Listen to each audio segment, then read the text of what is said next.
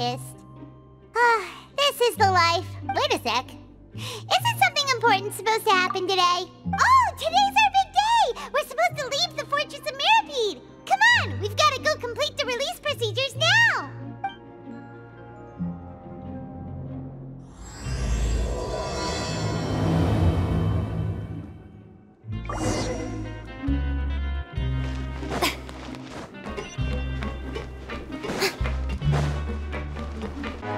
Please, sign here. This document will be effective immediately upon signing, and due to— It's been so long since we've been to the surface. Let's hurry up and... Huh? What's happening?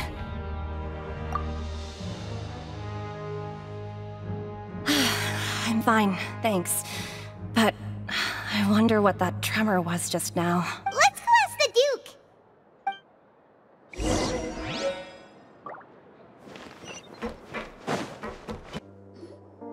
Your Grace?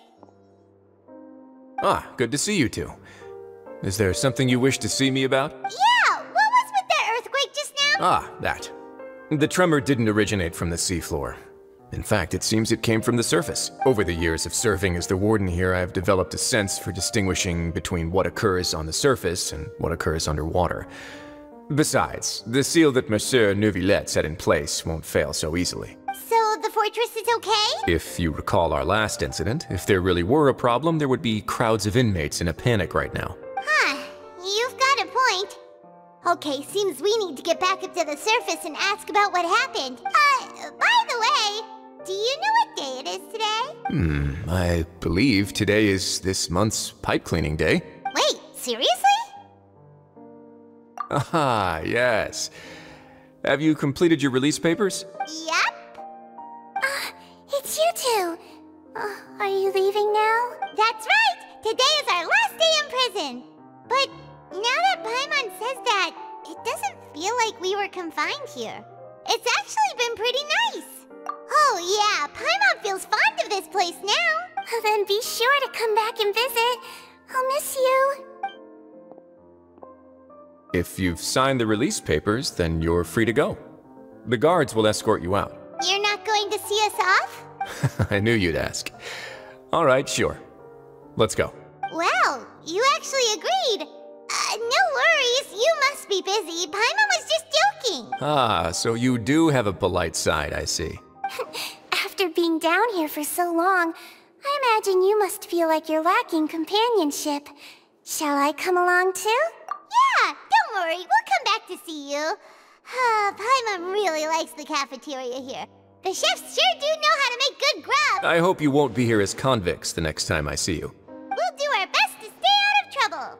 Well, it seems our work in the Fortress of Mirapede is finished. That's the end of another chapter in our journey.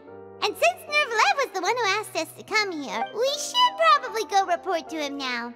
Next up, the Palais Mermonia. You're going to see Monsieur Neuvillette? Please pass on our kind regards. I'm sure just your regards will do, no? I believe it would be the polite thing to do. You're right. I've heard the Palais has been terribly busy these days. Tell him that I hope he hasn't been overwhelmed by the recent string of troubles.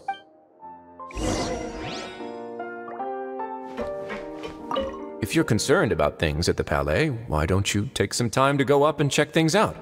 I believe you should still have some vacation time to spend. Thank you for being so understanding. It means a lot. It's been some time since I've gone to the surface. I must say that I've started to miss it a little.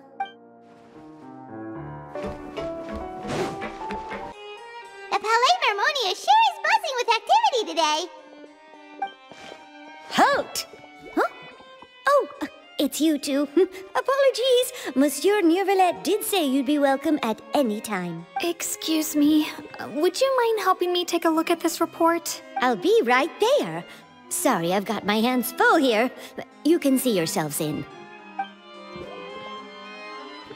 Everyone's so busy.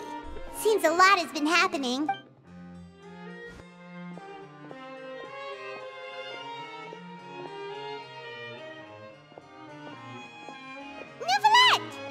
Hello. You've come at the right time, but you'll have to wait for just a moment. as there are some urgent matters In the meantime, please, have a seat. If you'd like to have something to drink, let the Melusine outside know. That's all right. We just ate. Very well, then. Let's take a break over there while we wait for him to finish his work.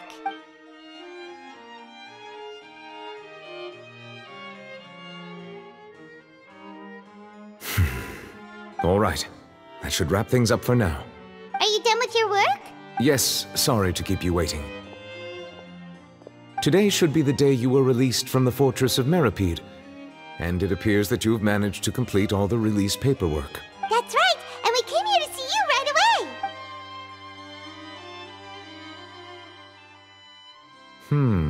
A massive whale. Do you have any idea what that might be? Judging from your description, that cannot have occurred in any ordinary waters, but rather something like the primordial sea. A whale of that size and shape cannot usually be found in the waters of Tevat. Therefore, we can only assume that Child is presently immersed in primordial seawater. Immersed in primordial seawater? But how? And is he okay? Most people wouldn't be capable of entering in the first place. I'm not completely sure how he could have gotten there myself. Yes? What is it? Ah, right! Paimon felt it too! We asked the Duke and he said it wasn't from underwater, so we figured you might know something about it. It turns out that I have just received a report about this particular matter. In fact, that's exactly what I was busy with a moment ago. The source of the tremor was here on the surface near Poisson. After the shaking stopped, the water levels in the Poisson area rose at an alarming rate. The water levels rose? Oh no! What about all the people there? Fortunately, the water levels only rose for a short period of time and have already returned to normal now. However, I still have a bad feeling about the whole phenomenon. If the change in water levels is connected with the leaking primordial seawater, then the situation in Poisson may be much worse than it appears. Navia should be in Poisson, right? We need to go check on her! I would also like to go there as soon as possible, but I'm afraid I can't leave just yet. We must immediately formulate disaster prevention plans for the surrounding coastal areas to avoid potential catastrophes. I'll have to ask you two to go to Poisson first. I'll meet you there to check on the situation once I finish things here. There's no time to lose! Let's get going! Please be careful.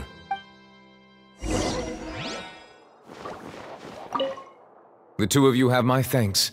If you need any help, just let me know.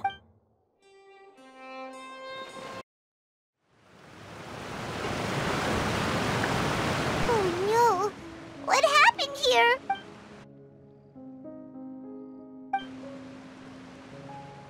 Navia should be around here, right? We need to make sure she's still... Paimon means we need to check on her.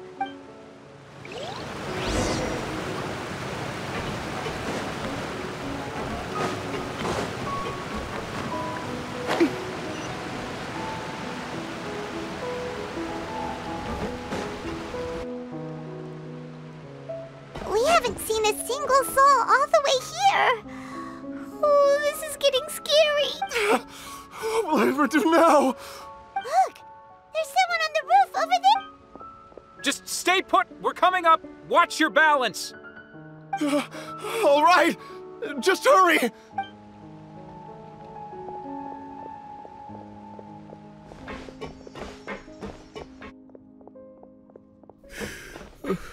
I'm not young anymore. How will I survive on my own? My Desiree! Oh, he looks pretty sad. My leg! My leg! How could this have happened? It hurts! Just hang in there. Help is on the way. You can hold my hand if it makes you feel better.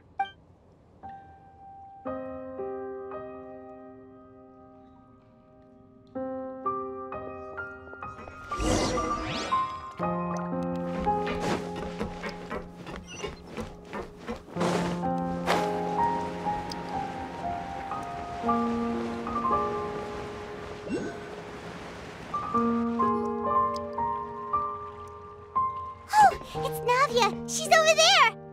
Hey, Navia! Are you okay?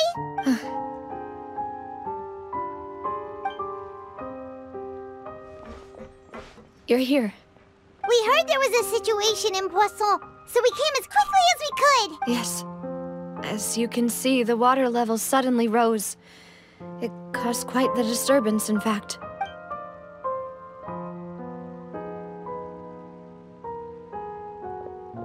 Demoiselle! There was a wounded resident next to a building southeast of here. We've already transported him to safety, but we've run out of medical supply. He's wounded? How badly? He fell, so it's probably a broken leg. He's pretty shaken up. When the water level rose, he desperately climbed up to the roof. Once the water receded and he saw the ground, he became terrified and eventually... He jumped down then. Find the leader of Squad 1 and tell him to take the wounded resident to see a doctor. He should know where to go. Understood. I'll take over his search and rescue mission in the meantime. All right. You'll be in charge. I'm sorry. Where were we? The situation in Poisson? Right. Allow me to explain. A little earlier, we suddenly heard a loud noise. At first, everyone thought that something might have exploded in the waterways. But before we knew it, water started pouring out from everywhere. The rushing water seemed a little odd, almost like the unique color of primordial seawater. Some people didn't realize the danger and thought it was just ordinary water, leaking from somewhere. Everyone on the street who happened to be close to the water didn't have a chance to escape. As the water levels rose, they suddenly disappeared. They were all dissolved. Those who realized what was happening started to flee in a panic, desperately trying to get to higher ground. Many were injured in the stampede, and some people fell from significant heights. The Spina di Rosula initiated rescue operations as quickly as possible, but there have been a lot of casualties. Fortunately, the water began to recede after some time, and the chaos came to an end. The water that flooded the area contained primordial seawater, so the lower levels of Poisson are still hazardous. To ensure everyone's safety, I've asked the people there to leave as soon as possible. No one knows if this could happen again. All we can do for now is try our best to help evacuate the residents. We still haven't completed the head count, but we'll have some numbers soon. How awful. And all of this just came out of nowhere. It was quite frightening indeed. I only wish that everything that just happened was a bad dream. Is there any way we can help, Navia? Thank you for being so willing to help in a moment of crisis like this. You don't know how much it means to me. I really can't express how grateful I am. Don't say that, Navia. That's what friends are for.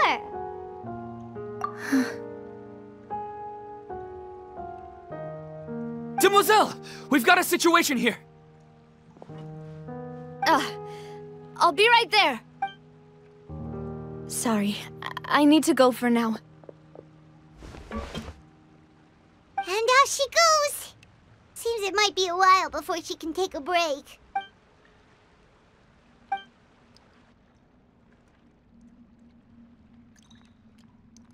Okay, the wounded are being tended to, and we finished a preliminary head count. More support has just arrived, so I suppose I finally have a moment to focus on my own matters. Of course, we should remain ready for anything, and continue doing our best to rescue others. I'll be sure to have everyone at the Spina di Rosula ready to render assistance. Traveler, Paimon, would you two accompany me to my father's grave for a moment? Huh? Right now? Thank you.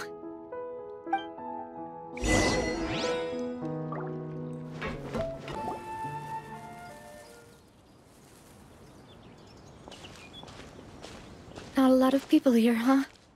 Well, given the time of day and the whole situation in Poisson, Paimon doesn't think there'd be a ton of people here visiting graves. Right.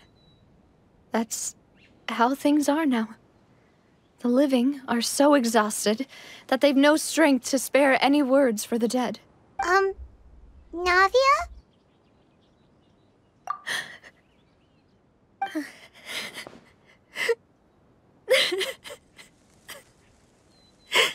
Navia, what's wrong? Sorry. I just...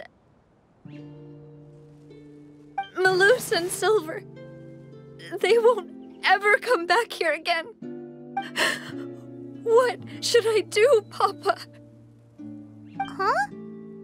What happened to them? Everyone agreed on the rescue plan, but still, I was the one who initiated it. They were helping evacuate the residents, but they couldn't leave in time, and they were caught in the seawater. What should we do? I've known them for so long, and I know they weren't afraid. But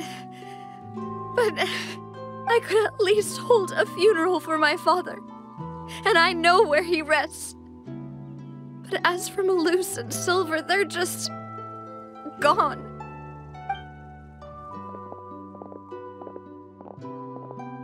Everything looks so clean after it rains. Even the gravestones. I didn't expect that you'd enjoy a glass of red wine in front of Master Callus's grave. I can understand. Besides, the scenery here isn't half bad.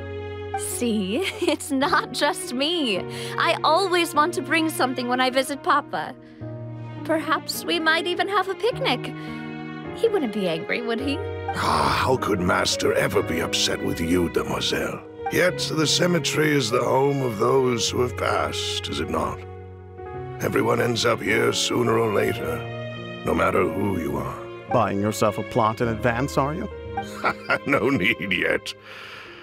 But when I do, I hope you'll let me be buried beside Master Callus, Demoiselle. Hey, stop joking around. I'm quite serious.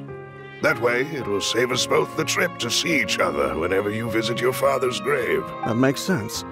In that case, could I be buried on his other side? After all, besides you, Demoiselle, the two of us could certainly be considered Master's closest companions, no? Personally, I believe we fill those shoes just fine. Why are you bringing this up all of a sudden? Seriously.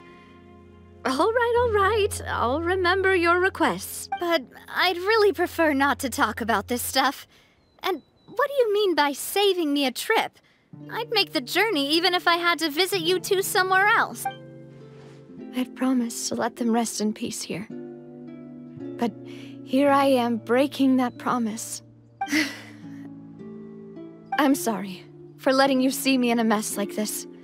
I don't usually cry, really. Paimon doesn't know how to help you feel better. But, well, she understands how you feel. I'd always thought I could make my wishes come true. But now that I think about it, that never solely relied on me. Many things can only be accomplished with someone else's help. Malus and Silver have helped me so much. But by contrast, I could do nothing for them. I'm so sorry. You can spend as much time as you need here, Navia. We'll stay with you. Thank you. Right now, you don't know how much that means. By the way, you can have a look at this. It's a list of victims from the incident that took place here. Obena, Khan, Burnett, Giverny, Francine, Karina, Daisy Ray, Joinville, Julianne, Esson, as well as Malus and Silver. So, everyone else is safe. But still... It's okay. I know what you're thinking. And you're right. We lost Malus and Silver. But we were able to save more than we anticipated. The overall outcome indicates that the cost was worth it. Right! Don't think that way, Navia. One person might be saved at the expense of another, sure, but that isn't something we should ever consider a trade. Malus and Silver were not the price for saving anyone. They're heroes.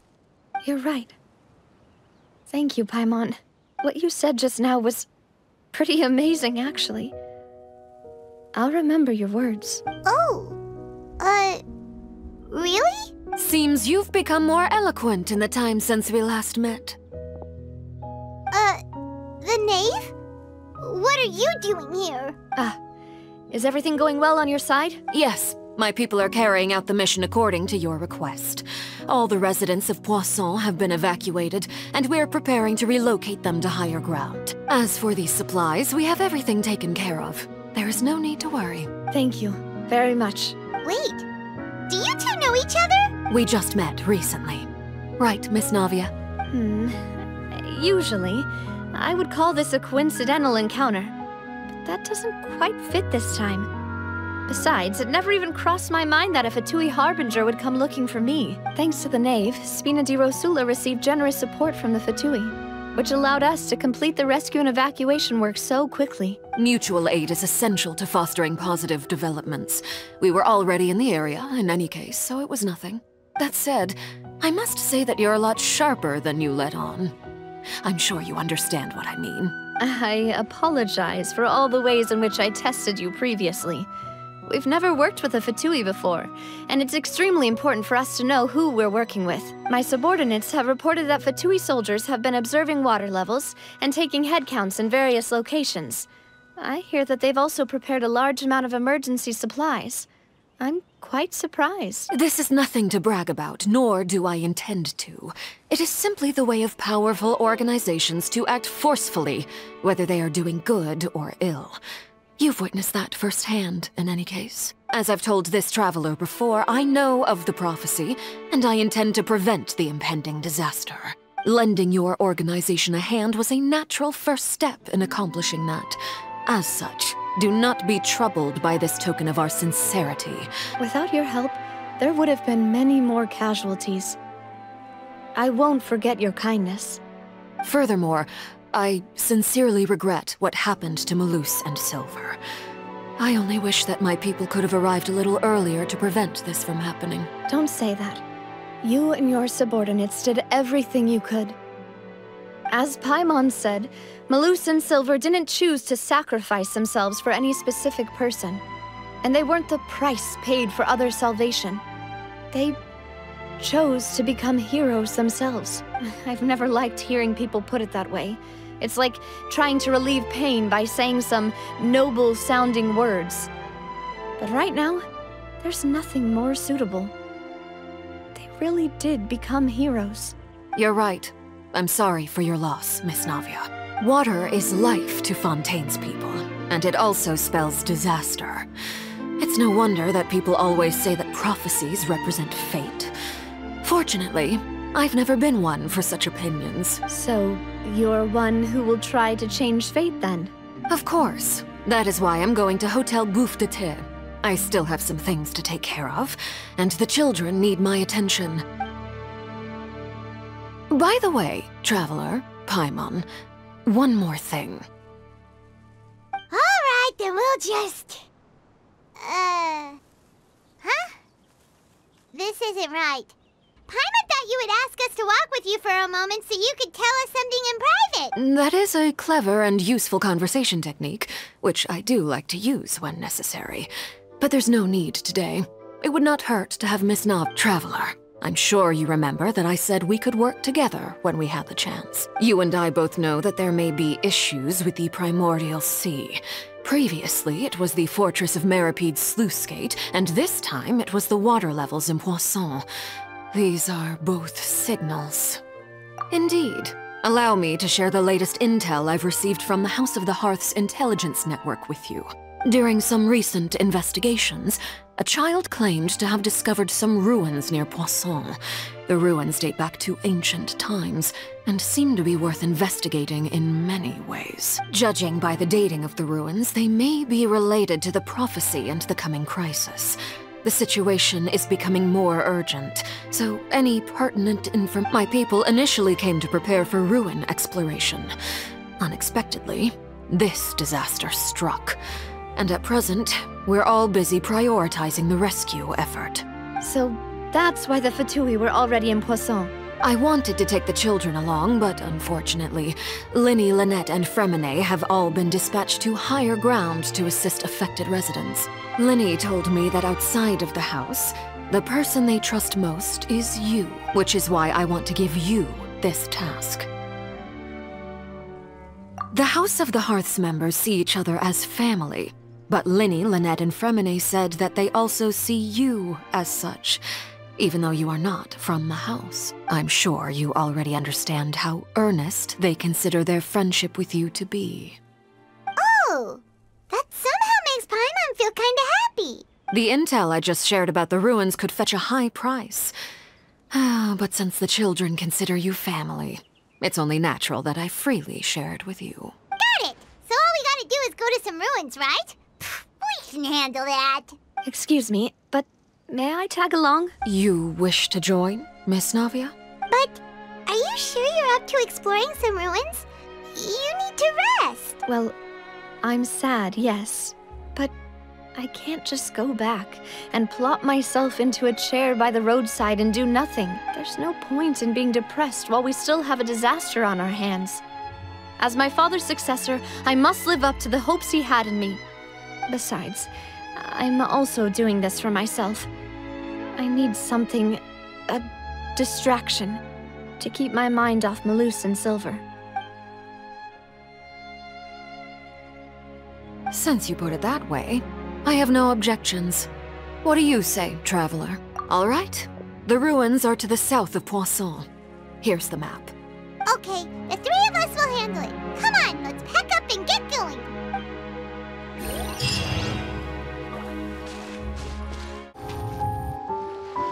So, are these the ruins the knave was talking about? Whoa, talk about old. They seem to be pretty ancient, all right. Let's go in and have a look. Just be careful.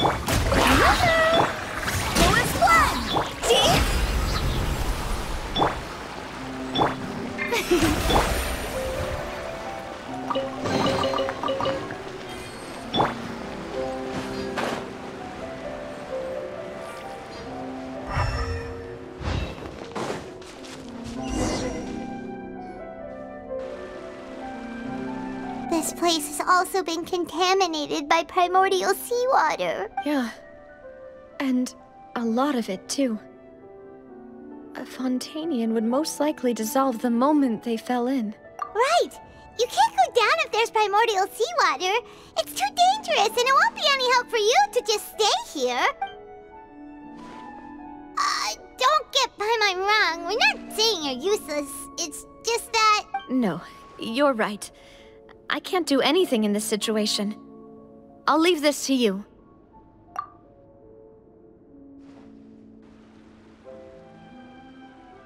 That complicates things. Maybe the only way left is forward. In that case, do you want to wait for us here? The water levels here are unstable, and there's a chance the water will rise. So staying here wouldn't be safe either. I'll go together with you. Perhaps we'll find the exit just up ahead. All right. Come with us for now then, but please be careful.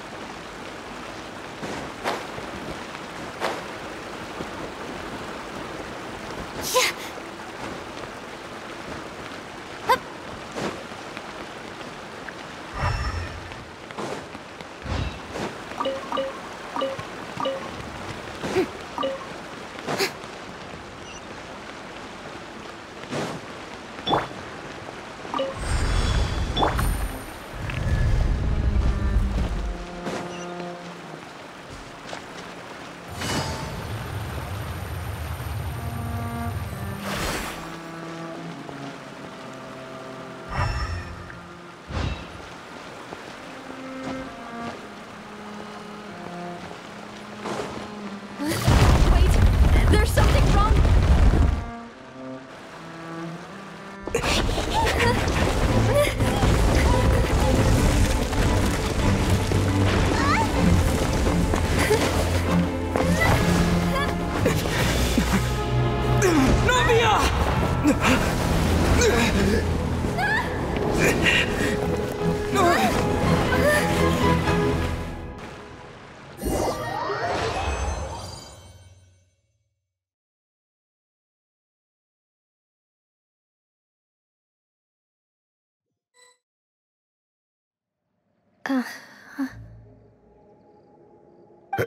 Demoiselle? Huh? Demoiselle, what are you doing here by yourself? Would you be standing here till dark if I hadn't come to get you? Maybe she just wants some time to herself, Malus. Oh, was I sleeping? Yes, it would appear so. I must be tired. That's quite possible. However, you were the one that suggested we go out for a walk. Oh, right. I nearly forgot. It must have slipped my mind when I dozed off. I haven't had a nap today yet. This is a familiar feeling, yet something's a little strange. Is something the matter, Demoiselle? Oh, no. No, I'm fine. I was just trying to recall why we came out for a walk. Do you remember Mr. Giverny? He'd requested our help before with foreign merchants who had a debt dispute with him, and we'd resolved the matter not long ago. We were headed to see how things were going with him at the moment. Ah, right. Yes. I remember now. Oh, Miss Navia. Ah, Mr. Malus, and Mr. Silver, too. It's good to see all of you. How have you been? I've been great. Thanks to your help, those bothersome merchants finally realized that I wasn't the one they were looking for. Why, I wasn't even the guarantor for that person. They were knocking at my door day and night. Even my neighbor, Obina, was getting fed up with them. Sometimes force is required to calm someone down and get them to listen to what you have to say. That's right. Oh, by the way, Burnett, what was it that you wanted to give to Miss Navia again? Oh, yes. One moment, I have it right here. Miss Navia, these are some flower seeds that I prepared. Please take them. They're a very good variety, and they'll become very big and beautiful once they bloom. I don't know what we would have done without your help, so this is a little token of our appreciation. Did you cultivate them yourself? Thank you so much. I'll certainly take them. Malus, we do still have some empty flower pots at home, right? Why, we can have as many pots as you'd like, Demoiselle. Perfect. In that case, we'll swap out some of the decorative plants for some of Mrs. Burnett's flowers. Very well. Wait. Something seems to be off here. Excuse me, madam. If I'm not mistaken... That's right. Is something wrong? No, it's nothing. This is the first time we've ever met, but your name seemed familiar to me. I must have heard it when I was discussing things with your husband previously. I've heard this name before. Sometime recently, I'm sure of it. And why are there so few people around here? Where did everyone go? We must mind the time, Demoiselle. We still have important things to attend to today. Huh? We do? Like what? Well, now, did you forget? Miss Navia, here you are. I've been looking for you. Please, come to the Opera House. Your trial is about to begin. My trial? Wait, why would I need to go to the opera house? Yes, she's right, Demoiselle. It's just about time now, so we should get going. Oh? All right then.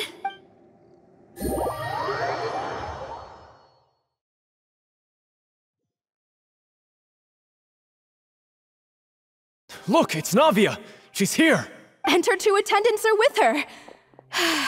Goodness, everyone's finally here. There sure are a lot of people here to see the trial. And they all seem to be oddly excited about something. I even know some of these people.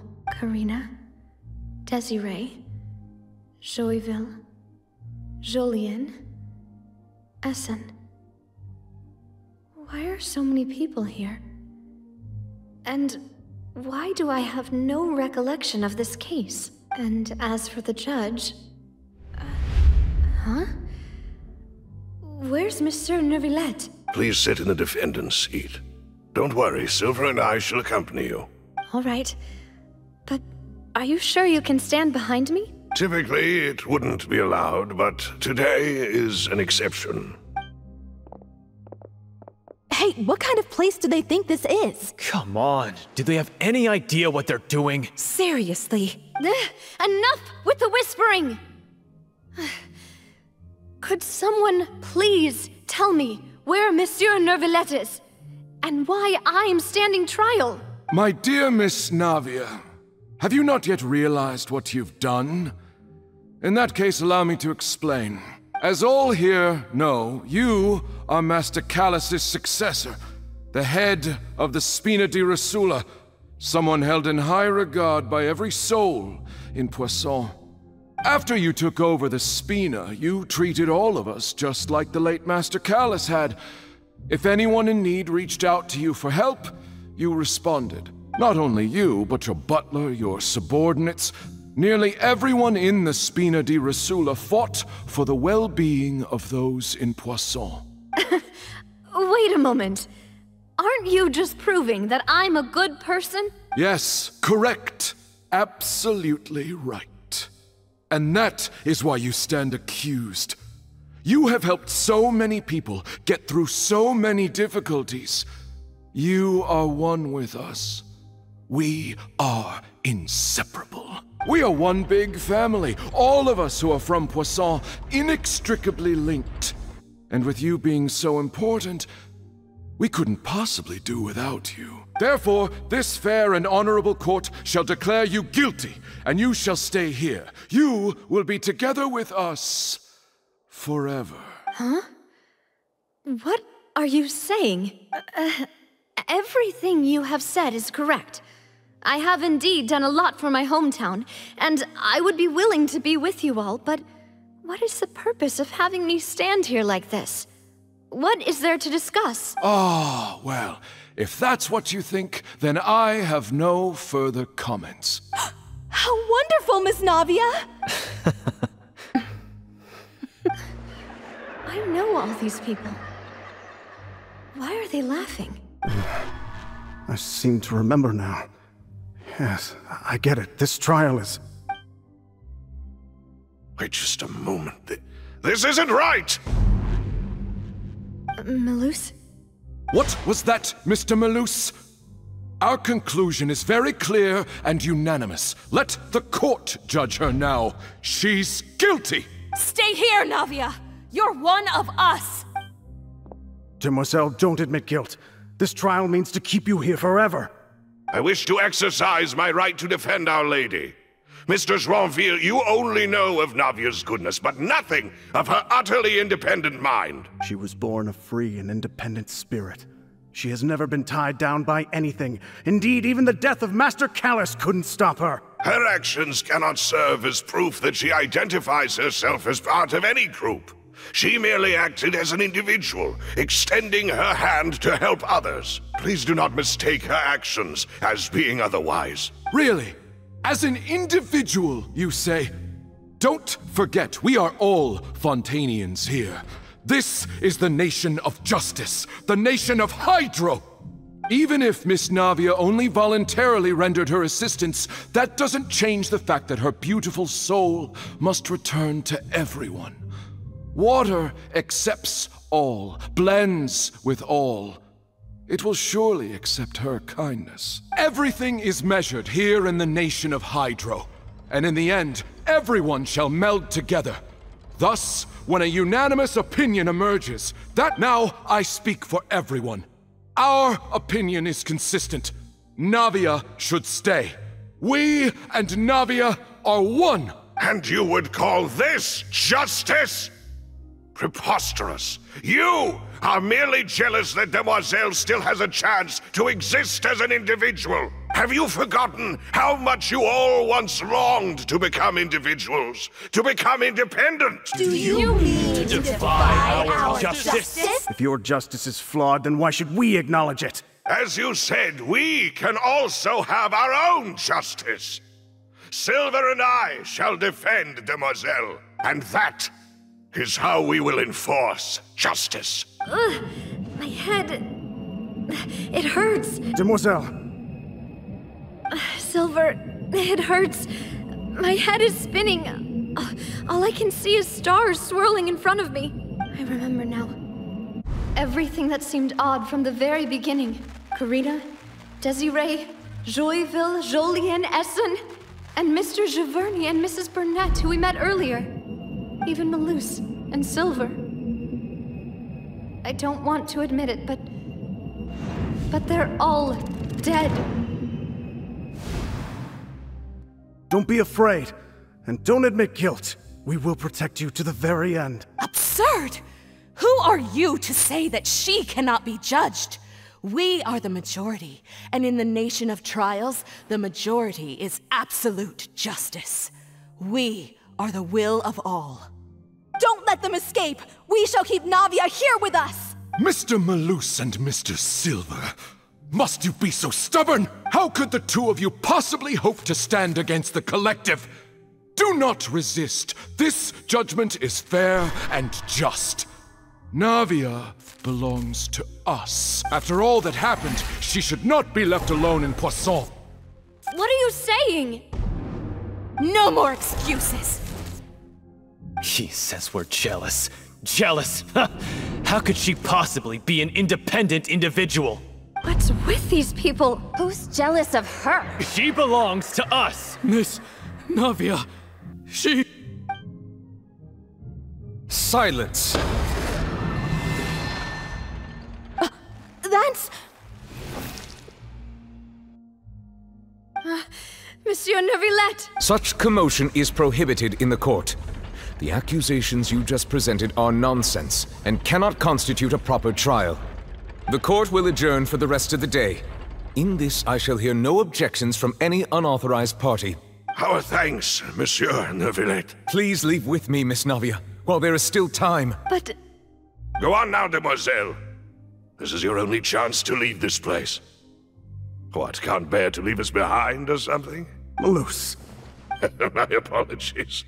I couldn't resist making one little joke once I realized that this shall be our last goodbye. Malus... Silver... Quickly! You must come now! Goodbye, Demoiselle. Farewell.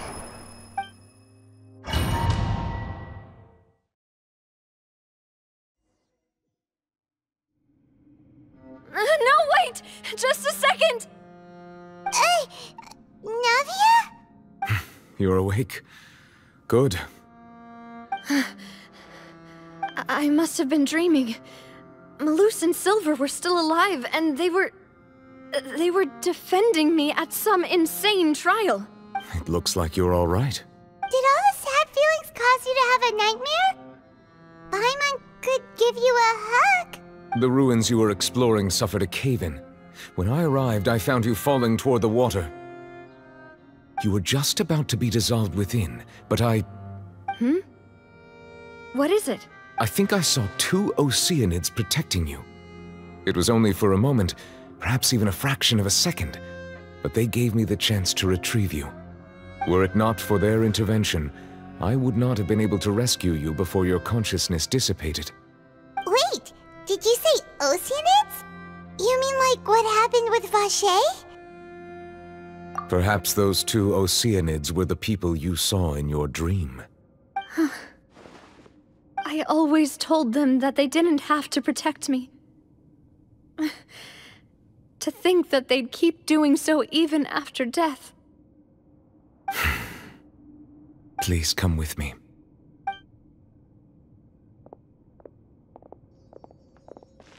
Neuvillette, are you okay?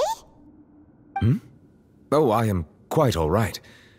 Perhaps there's something we could chat about? Why do you look so stiff all of a sudden? Oh, Paimon knows. You're the type who feels awkward when there's nothing to say. I merely thought that we should give Navia some time to herself. Huh? Why didn't you just say so then? Don't you think it's even more awkward to call us over like this and then have nothing to talk about? I suppose so. Ah, Sigewinne. I hope all is well with her these days. Her work in the Fortress of Meropide has not been too much for her, has it? No way, don't worry. She's doing fine down there. She's an amazing head nurse. I see. Well, that is good.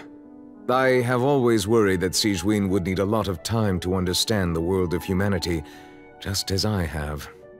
Oh, and the Duke also says hi. Even though Sigewinne made him do that.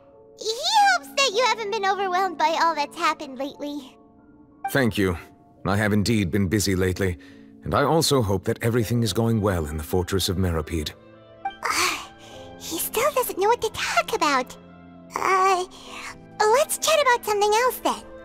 So, Neuvillette, you're probably quite the swimmer, huh? Yes, of course. This isn't going anywhere. Let's try something else. How did you find these ruins? Did the knave tell you? Yes, in fact. I had arranged to meet you in Poisson, but when I arrived, I discovered that the Fatui were helping the residents evacuate. They had even transported a large quantity of supplies to the area. Amid my astonishment, I ran into the knave, and we had a chat. She informed me that she had asked you to investigate the ancient ruins here. Yeah, we originally planned to meet up with you, but we thought you might still be busy with all those official documents.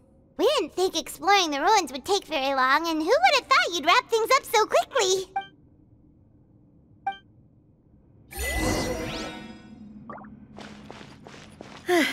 I'm sorry to have kept you all waiting like that. I'm feeling much better now. I guess we should get going again. Will you come with us, Monsieur Neuvillette? Yes, if you wouldn't mind my company. All right! Another one joins the party! Let's get going then!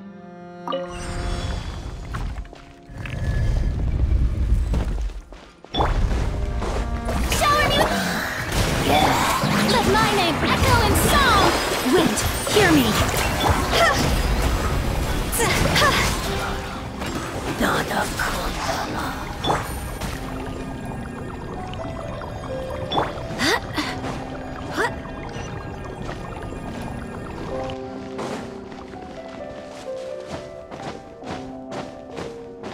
Oh no! Another unstable path! Watch your step!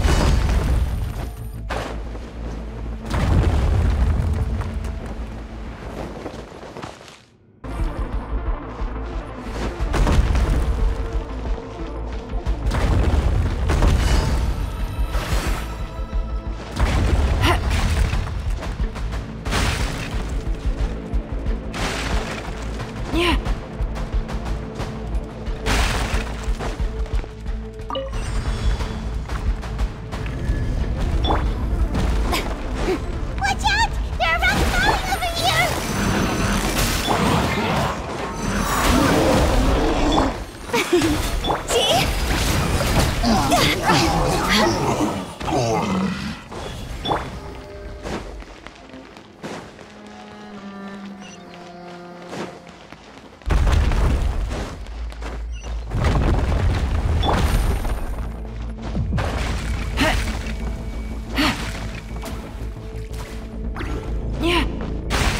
It seems we're almost at the top.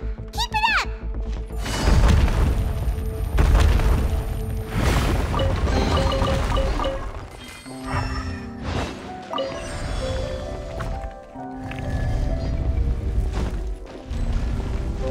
Time to shine! No!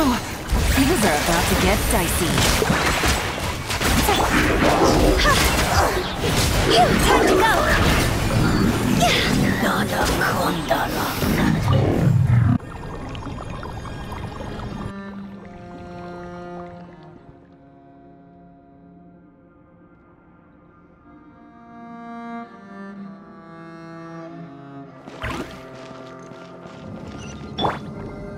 Strike a pose!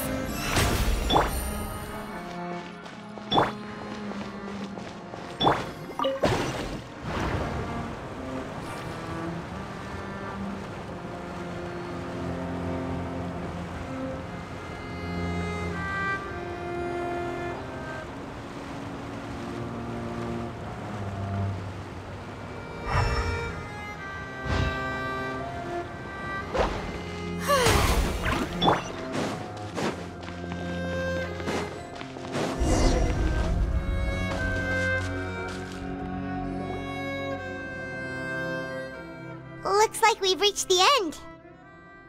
This is the place? There should not be any other hidden spaces in the vicinity.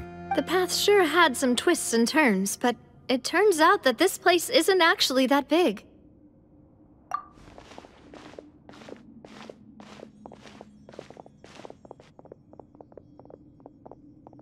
Stone slates.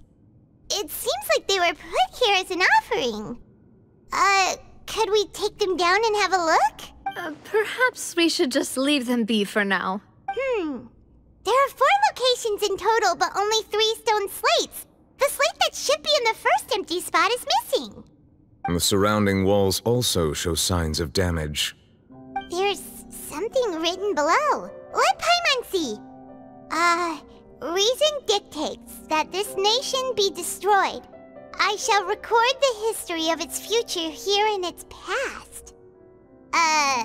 Say what? It feels like someone left these slates and these words here for a purpose. But does he mean that Fontaine should be destroyed? That would fit the circumstances dictated by the prophecy, yes.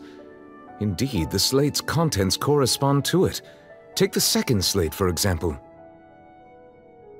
There's a person kneeling here. She seems so dedicated. And there's a whole bunch of other people behind her doing the same. She's facing this... what is this? And is that Lady Farina in the third image? Did the Hydro Archon fall into the water? And is that a ring of people around her? Paimon doesn't quite get it. Are they all in the water? The fourth image. I know this one. This exactly matches the content of the prophecy. The people will all be dissolved into the waters, and only the Hydro Archon will remain, weeping on her throne.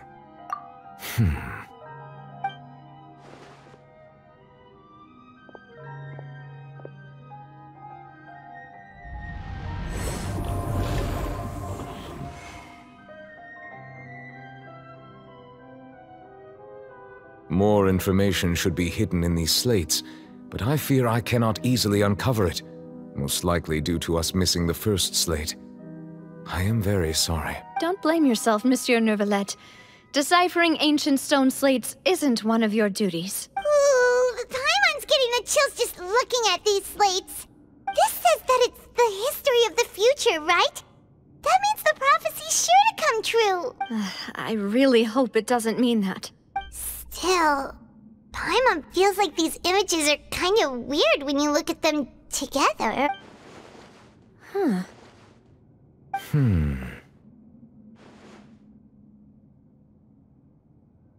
That's right! If the images are in chronological order, shouldn't the fourth, the waters drowning Fontaine, come before the third, where the Hydro Archon herself falls into the water? And yet the order is reversed here.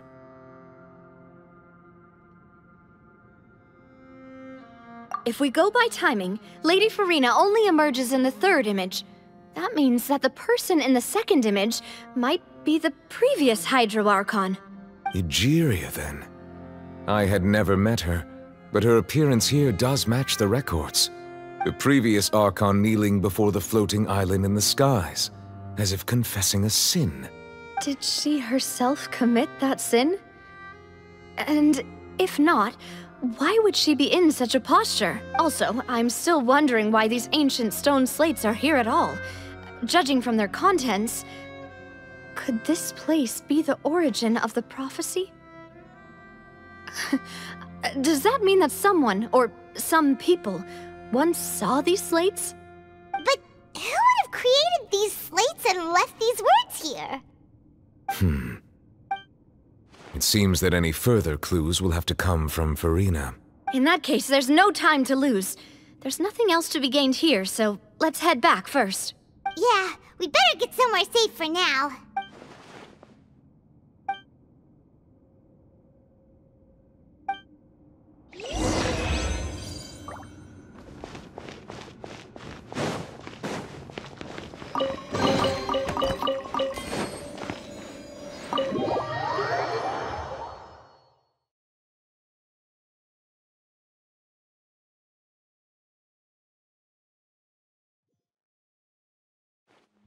Let's split up here.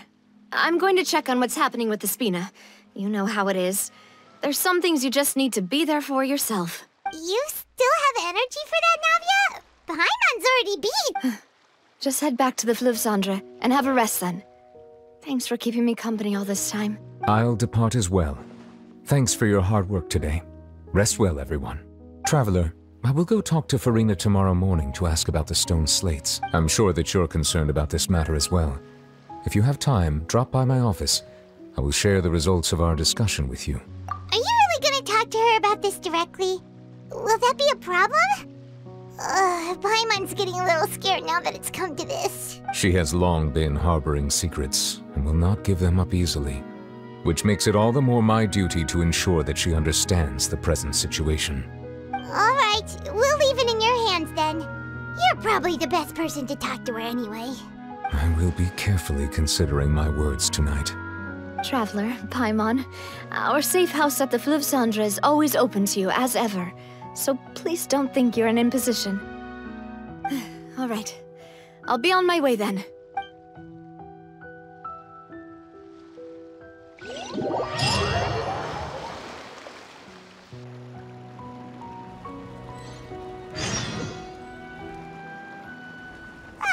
We're finally back!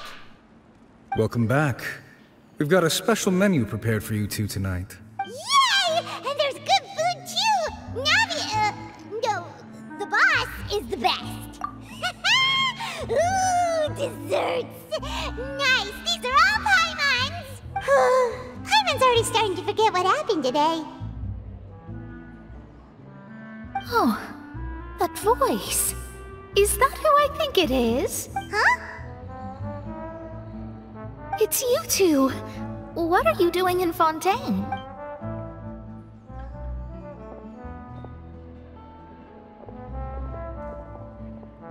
Mona?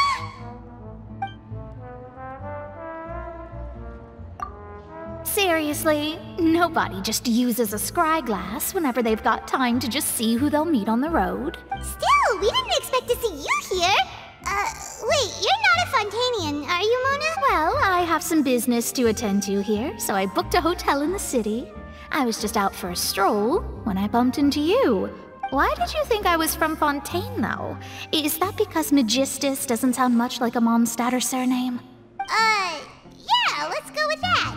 Well, I used to have my own surname, which was, well, some other thing.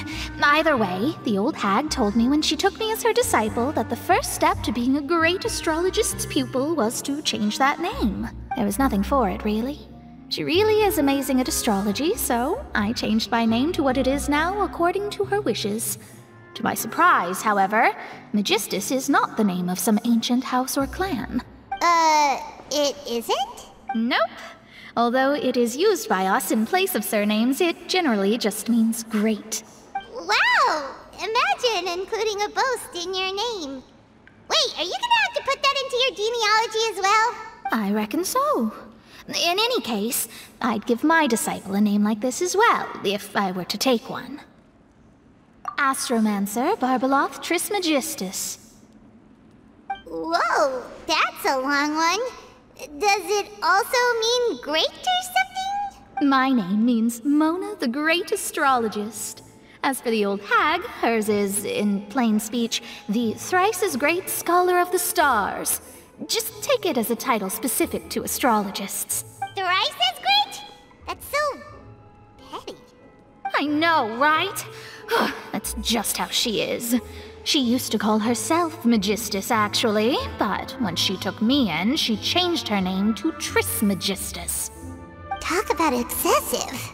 Magistus is thus the calling card of our school, so to speak, which makes it about the same as a surname. It's all right if you don't get it. You can look into it further should you need to study astrology more deeply. That sounds terrible! But anyway, you're not Fontainian, are you, Mona? You're from Mondstadt, right? Well, I was born in Mondstadt, yes. My parents migrated to Dorman Port, and I traveled with the old hag for a while, after which I settled down in Mondstadt City. Oh, that's a good thing then. At least we know you won't be dissolved by Fontaine's waters. Speaking of that, I'm sure you're aware that a bunch of things have happened here in Fontaine, right? I know you're not a local, but I'd avoid getting too close to any water that looks strange all the same. There's something ominous about it. Well, the water, I mean. That was the main reason, yes. Just a while back, the Steambird invited me to take part in a panel and speak about the circulation of the prophecy as an astrologist. The invitation was sent quite early on. I don't think anyone expected Fontaine to be in this much trouble. What do you make of that prophecy, Mona? Just tell us what you think as an astrologist. Your word would go a long way to make things more certain and less scary. What I can tell you is that I'm an astrologist, and that this prophecy concerns the fate of Fontaine, even that of all Tevat. Ascertaining this is akin to reading the fortune of the whole world. I'm afraid that this is not something that just anyone can do. If I could do it, you would no longer call me an astrologist, but a visionary.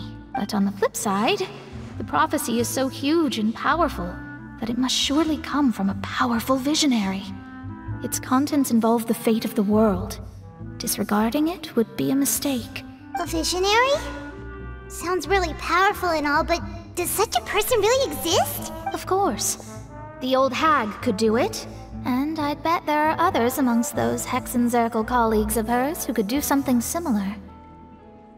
Huh? Are you sure? All right, I'll help you. It isn't often that I see you with such a serious look on your face. I'll tell you once I hear back from her. Thanks, Mona! You're amazing as always! Oh, well, this is something only I can do after all. So yes, your praises are quite welcome. That's the greatest of astrologists for you! Of all the people we know, you know the star's the best! Indeed, indeed. That's the spirit. Oh, sorry. I came to see what all the commotion was about. If there's anything you need, do not hesitate to inform the Spina di Rosula. Oh, whoops. Guess we were getting a little too carried away there. Well, I'll go tend to my own business now. If I receive any news, I'll be sure to come find you two again. And there she goes, quick as rushing water. And here we are with the Spina guy giving us suspicious looks. Right, but we were able to recruit Mona's help, didn't we? Our Fontainian friends will thank us someday.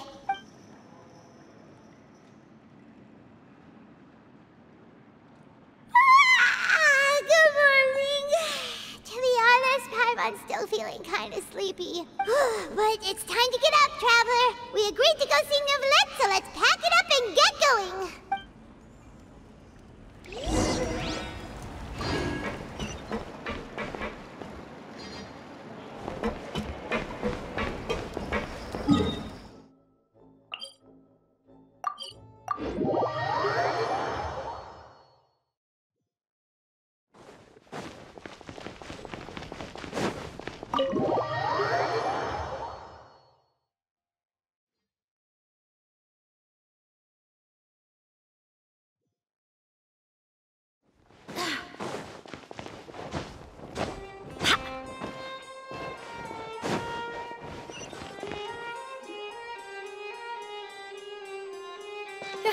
You're here!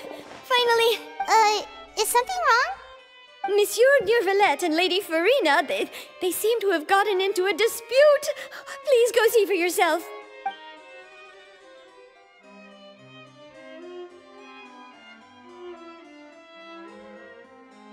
Like I said, I've already explained everything. And yet the problem has not been properly solved. There is little space for excuses between us. It is not my intention to offend you, but please, tell me where you stand. You are the Hydro Archon Focalor, are you not? Look at this.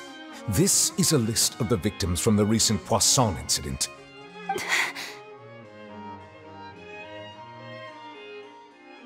You mean... they're all... We did not arrive in time to avert this disaster, and I will not have it happen again. I will say this once more. You must tell me everything you know. Yesterday, I found 3 stone slates in some ancient ruins near Poisson. Do you know anything about those? Seriously? You're questioning me like this is a court case now. I don't know anything about that. But you found them in some ancient ruins, you say? That's correct, which is why I came to ask you some questions. There should have been 4 slates, but one of them was missing. The other 3 feature different images that seem to correlate to the prophecy. The prophecy? The second of these slates depicts the previous Hydro Archon Egeria kneeling before a floating island in the sky, as if confessing something. Do you know nothing of this either? I don't. I've never seen such slates. I'll ask you again. Do you really have no information regarding the previous Archon? My deciphering of the slates indicates that the Hydro Archon Egeria once had to confess to, or apologize for, a certain sin. If anyone would know about it, it should be you. All gods don't have the same secrets, you know. She was herself and I'm me. Is it really so strange that I know nothing? I understand your concerns, but I'm sorry. I just don't have anything to tell you. Forgive me for saying this now, Lady Farina, but I have long known of your various secret investigations into certain matters. There are several indications that you have been investigating the prophecy on the sly. This is not strange in itself, considering that you are the Hydro Archon. But it is strange that you should also claim to not know any of Egeria's secrets, as well as do nothing following your inquiries. You have never been as superficial as you have presented yourself to be, nor are you a fool. And yet, your behavior is very inconsistent. So you've been watching me all this time, have you? I didn't think you were that type. You... Well, since you know about my secret investigations, then you should know I'm actually working to take care of it. There's no point questioning or suspecting me. You're the Eudix, but you're still my subordinate. You should be following my lead. Just trust in me. You're Archon, and do as I say. Never mind whether you can truly convince yourself to or not. It'll all turn out fine. That's all I have to say. We do not discuss this matter again. Oh, the opera's about to start. Toodles!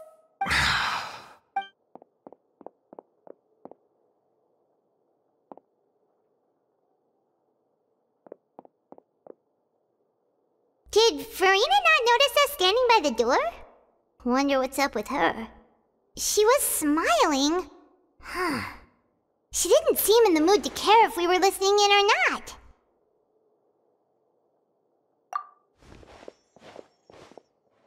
I assume you've been outside for a while now? Oh! You noticed! Seems Farina didn't even realize we were here. She was in a great panic, though I cannot discern the reason. Our discussion reached impasses time and again, a state of affairs that we cannot allow to continue. Still, I do not understand. Dialogue is the basis for understanding, so why did she keep refusing to engage? Everyone in her inner circle has noticed that she is hiding some secret. The issue is her attitude. I fear that she will not reveal anything unless absolutely forced to. We may have to create a situation in which she will have no choice but to speak. Oh? Like what? Normally, people will only reveal the truth when standing trial. Perhaps we must have the Hydro Archon experience just such a scenario. But Farina's seen so many trials, and she's really good at dodging questions. How do we make sure that she won't just slip away at the first chance she gets? We will need to consider this thoroughly, join forces with various parties, and then do what we can. If at all possible, I would prefer to recuse myself from this affair, but we must prevent the prophecy from coming to pass. This may be cruel to her, but all Fontaine is in crisis. The information a god possesses is too precious, and so we must take a chance on this. But who will lend us their aid to do such a thing?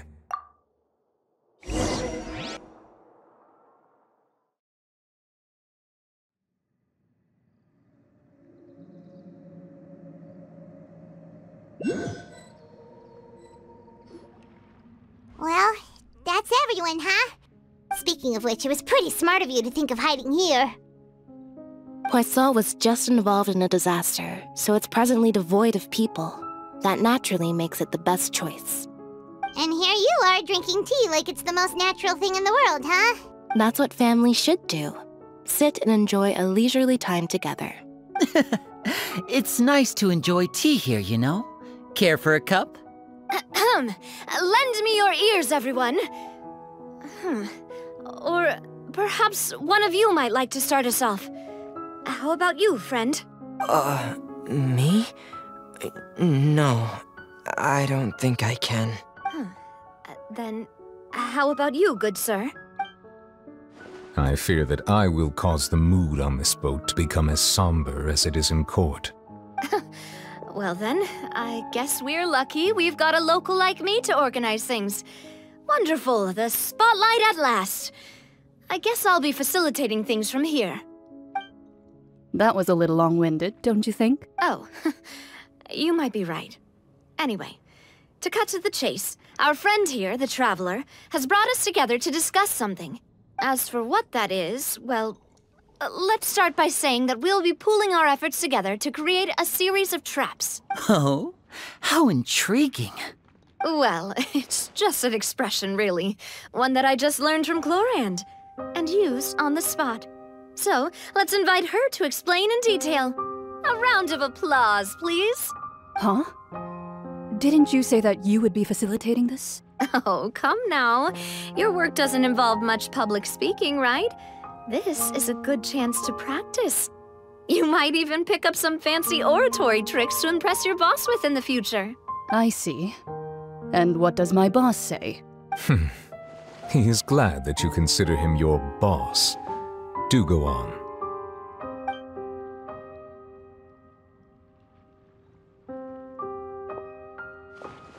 In that case, do any of you have experience hunting? Not that I recall. Fremine and I once used a wooden stick in a basket to catch wild rabbits when we were younger. As for Lynette, oh, right. You were sick that day, weren't you? I've also gone diving to catch some fish before. Does that count? I'm afraid not. You may or may not have heard, but Fontaine once played host to a group known as the Marechaussee Hunters. Though that was their name, they did not hunt animals, but rather various monsters left behind by the ancient dynasty of King Remus. Today, Fontaine's monster population has already thinned greatly, so the hunters have blended back into society, taking up arms in other lines of work. They even left a unique methodology of hunting in their wake. A trap comprises of the following components: bait, a trigger, and a containment device. Sometimes a lethal implement will also be necessary to deal with the prey. So, if we were to build a trap together, right now, what would you choose to build it with? For me, I would prefer something basket-shaped. Pigeons and rabbits will see the bait and naturally enter the snare. Our line of work requires a deft hand, and we're some of the best in the industry, so you can count on our techniques. You used some of those techniques while moving the people of Poisson, didn't you? My subordinates mentioned that you even performed some magic for the bawling children. Yes, and I even managed to gather some intelligence in the meantime. I'm quite the multitasker if I do say so myself. I'm afraid I can't claim that as my strong suit. I prefer more stable methods, like placing bait in the water and waiting for the fish to come within reach. That's the kind of method I would count on. Calm and steady. Exactly the kind of person who would catch loads of fish. And I can be their assistant. With discretion, I'm sure. I'd probably use some sort of mechanical animal. Papa once bought me some small clockwork squirrels, mice, and such. When placed in the forest, they can attract others of their kind. I remember that you liked those too, didn't you? I did. And that would be a good way to go about it. If they're realistic enough, animals of the same kind will follow them all the way to the trap. What about you, Monsieur Neuvillette? I fear I do not have any related experience. That makes sense. You usually solve problems directly, without the use of any such tricks. But I do have one more question for you, Monsieur. If we were to create a trap now, how would you design it?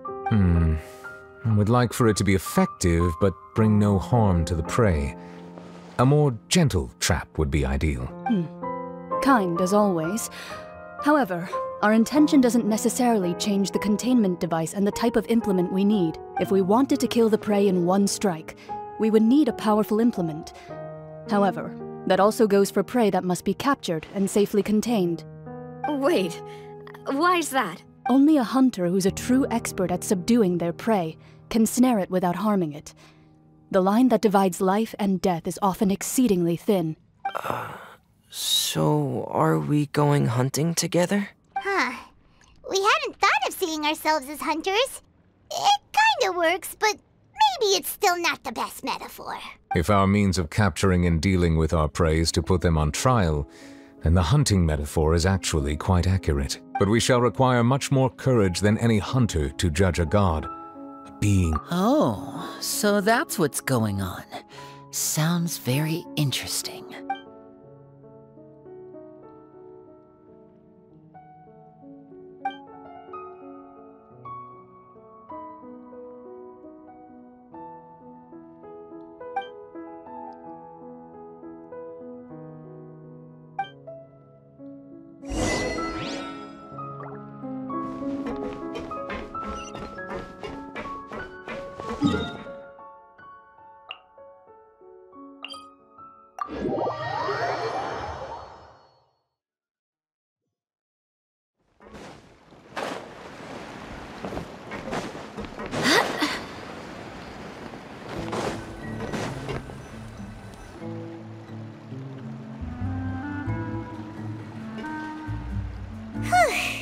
It's been a tough few days, hasn't it?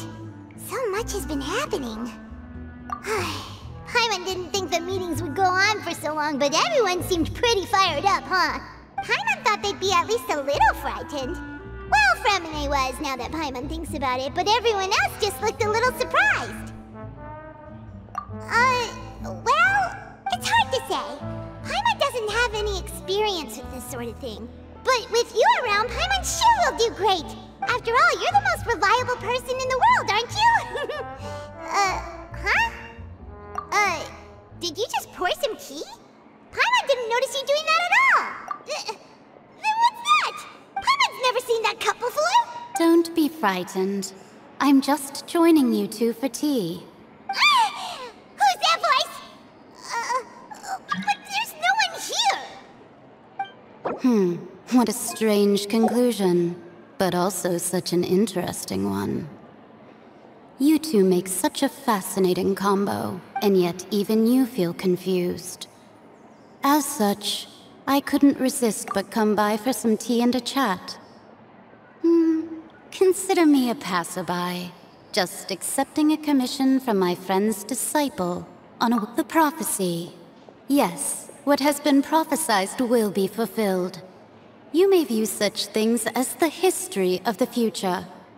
What? Then is there any way we can stop it? People call such things fate, and it is written in the stars. It cannot so easily be altered. Ah, so you've caught on. Just as prophecies are usually only the future as seen from the perspectives of the gods, could things be happening in hidden corners where the gods' gaze does not fall? Are the things that you shall see different from the fate that the gods perceive? What is she talking about? It all sounds really impressive and important and stuff, but it also sounds kind of scary. I believe that you understand, right? Some things are insignificant, but others you must reach out to change. Ultimately, fate shall serve as your only guide, no matter what will happen in Tevat's future. All you need to do is to play your part. This was good tea, by the way. Thank you for your hospitality. Well, that'll be all for today. The voice. It's gone.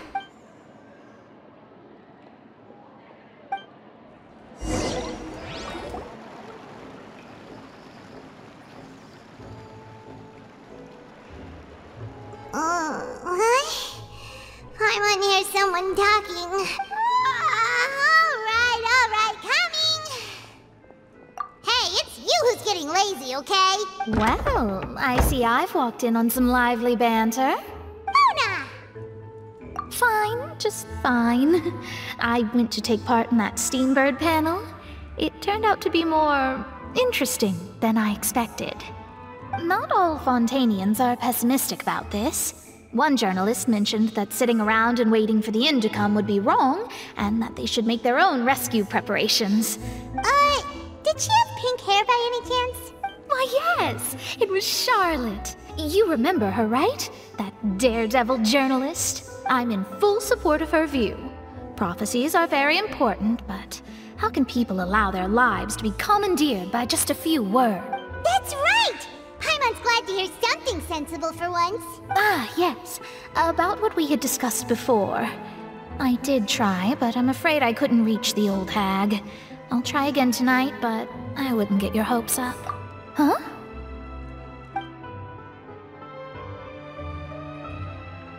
Goodness gracious. Are you serious? She said that even the god's gaze has blind spots. Pretty bold if you ask Paimon. Most people would believe the gods to be all-knowing, right? The Hexen Circle members are certainly anything but ordinary. As for the mage named N, the old hag has mentioned her a few times. She said that N's sense of direction is incredible, and that she loves guiding those who are lost. But I've never met her, and if she were still alive, she'd be... Well, suffice it to say that the hag's at least a few hundred now, and N's been around for longer than that. Whoa. The Hexen Circle sounds like a scary group. But they must really stay in shape to live so long. Their abilities alone are pretty terrifying.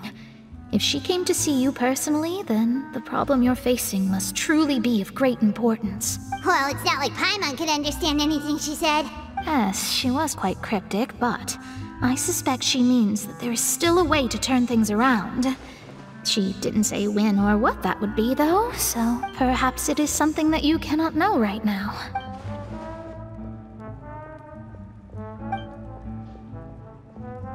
Traveler, Paimon, are you two all right? Oh, we're fine. We're just a little down right now. It kind of feels like the end is coming, you know? I see. I feel that same sense of desperation, too. I guess you could consider me someone who has often witnessed fate. So far as I have seen, it cannot be swayed. But even so, I still hope for, and believe in, miracles. Astrology is eternal and rational, but fate may not be. It is cruel, but it can also be beautiful. Perhaps that's what N was trying to tell you. Not to lose heart, and to believe that what you are seeing playing out before you is not yet set in stone. I did originally think of steering clear of all this, but I couldn't. Even if this is all futile, I still wish to help everyone. If we don't struggle to the last, then how can we face the end when it comes? Huh. you do have a point.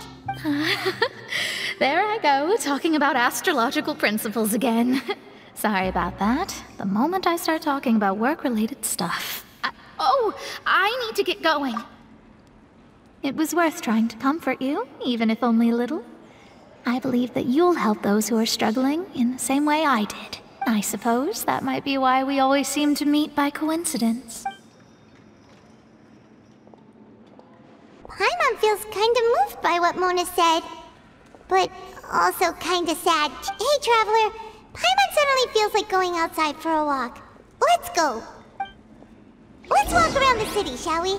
There's a few spots we always like to walk by.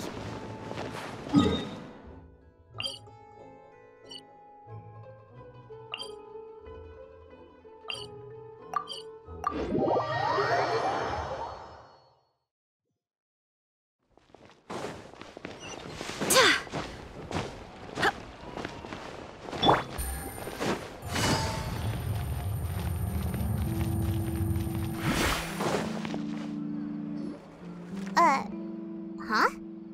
Our names are written in this newspaper. Let Paimon see.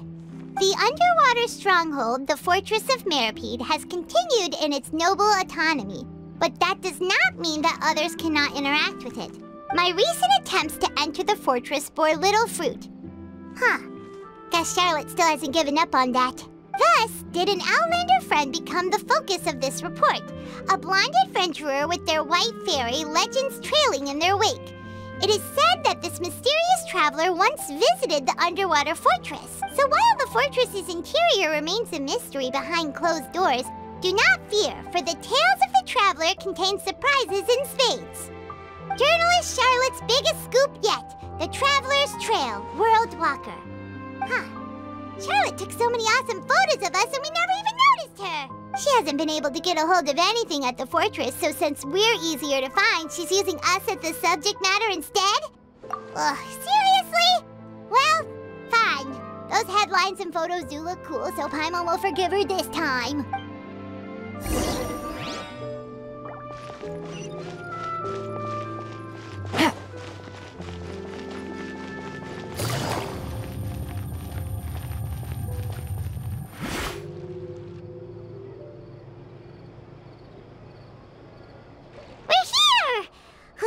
Paimon's hungry. Should we go in and get something to eat?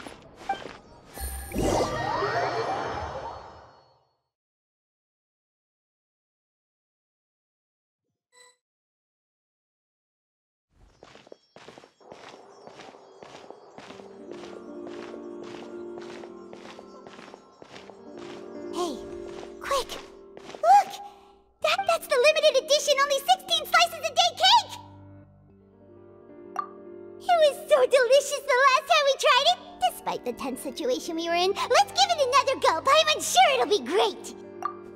One slice of cake, please. Someone showed up after all! Oh, wait, you're the one from the Palais Mermonia. Oh, are you here to buy cake too? It seems Monsieur Nervalette was right. You really can eat. Wait, did he really say something like that? That's right. Even he has his own preferences when it comes to food. As for me, I love the cake and coffee here. Do you come here often? Usually every day. Every day? It's part of my daily schedule, apart from work. I shall have my cake and coffee. Then what if someone told you one day that this place would be closing soon, and you wouldn't get to eat cake here anymore? What would you think? But why would it close?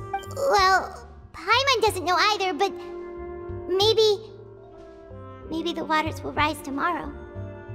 You know, like in the prophecy. Oh, the prophecy. To be honest, I haven't paid much attention to that. No, still, even if there'd be no more cake tomorrow, that wouldn't keep me from having some today. No, it's the same for eating in general. You might not be able to eat tomorrow, but if you can do so today, then you should carry on. That's what people call living, you know. Huh. Don't be sad. Excuse me, could I have 2 more slices of cake to go? These 2 slices are for you. Sijuin said that this kind of expression you're making is what humans call being sad. Oh, you know Sijuin? I sure do. She was born before me, and she sometimes comes to the surface to teach us things about humans. She said that humans are creatures that are saddened easily, yes, and you can only lift their spirits by feeding them delicious food. So please try the cakes here. I've got something else to do, so I'll be going now. You two try to stay in a good mood after eating, all right? Bye!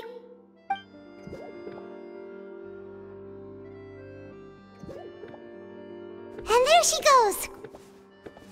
Alright, let's dig in. Paimon's sure this cake will be delicious.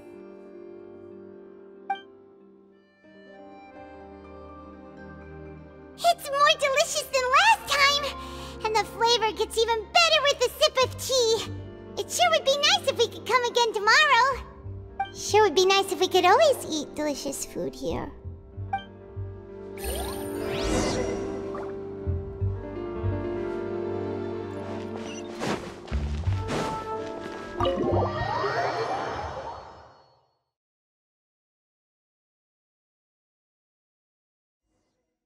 Oh, we're near the Steambird office. Let's go look for Charlotte and have a chat.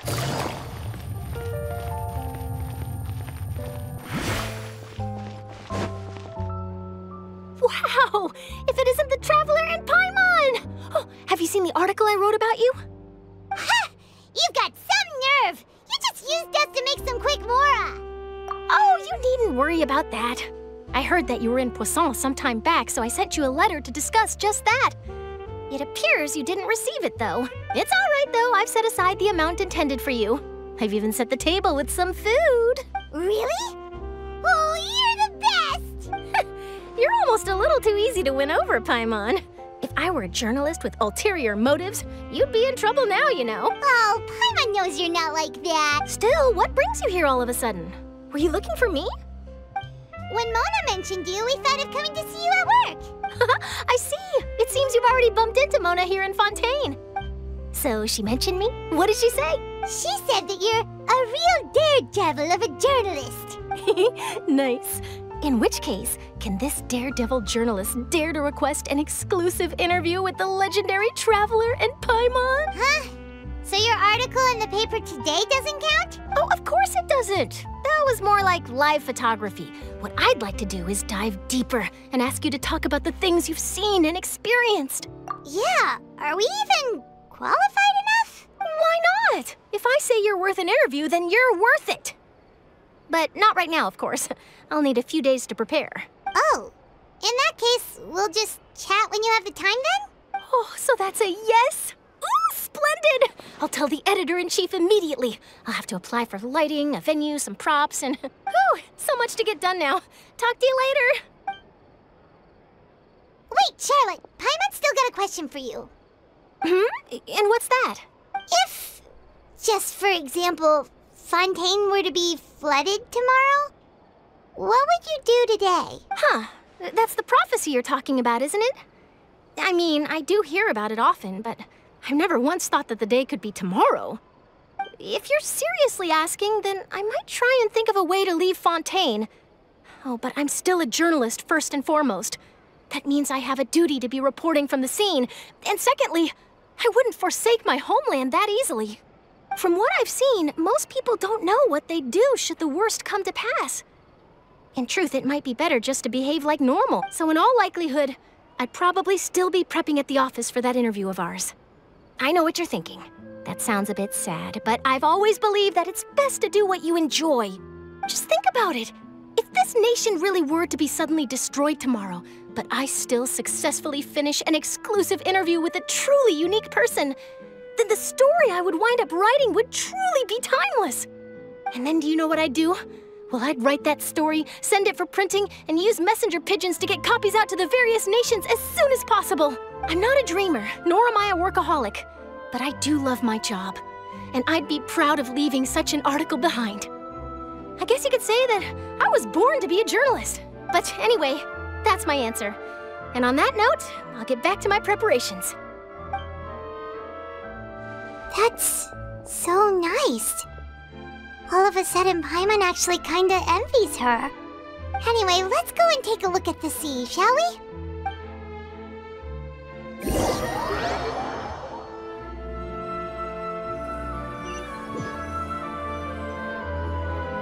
The sea breeze and scenery can be a pretty soothing combo, huh? Paimon's been thinking.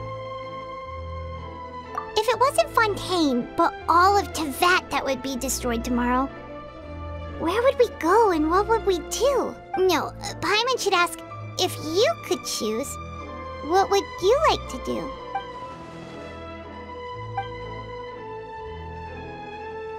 We've always been moving to the next destination, so we haven't spent much time thinking about these kinds of things.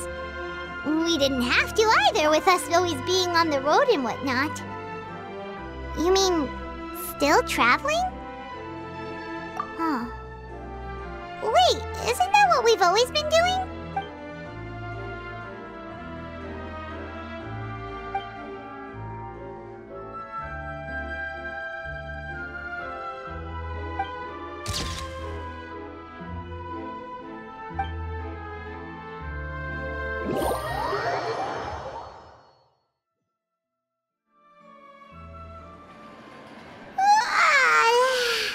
Feels like you'll grow mold if you stay here long enough.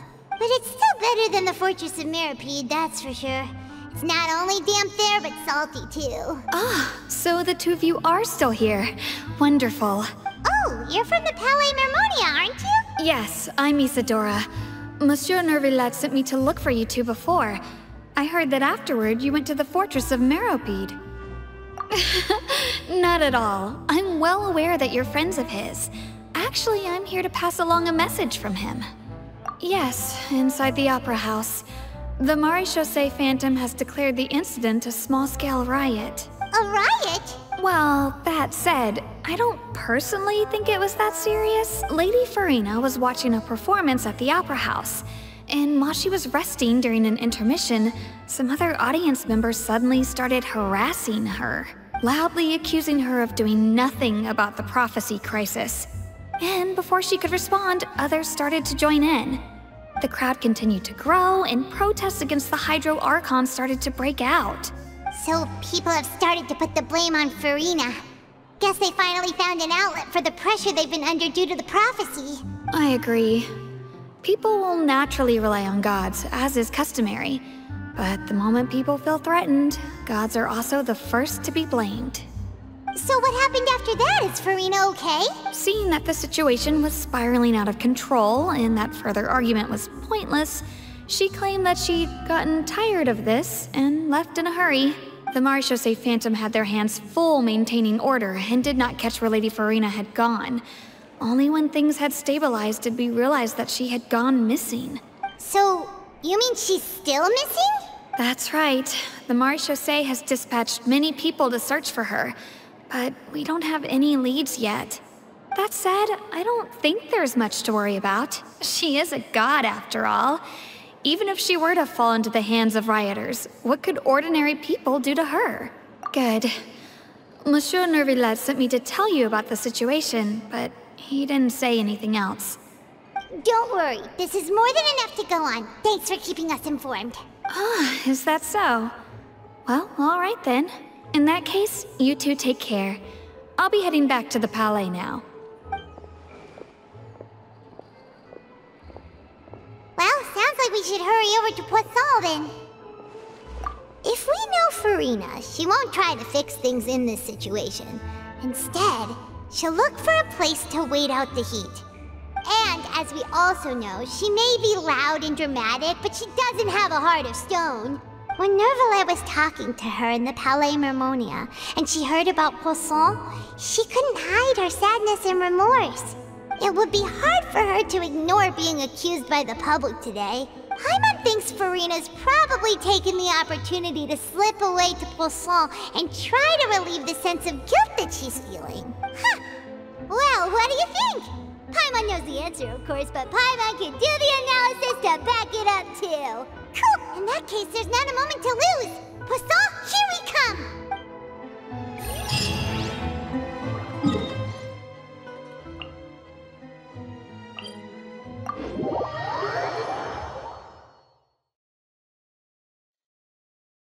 This place looks deserted. Guess all the survivors must have evacuated already. All that's left here are signs of devastation. Could Could Farina really be here? Let's try to find her as soon as possible.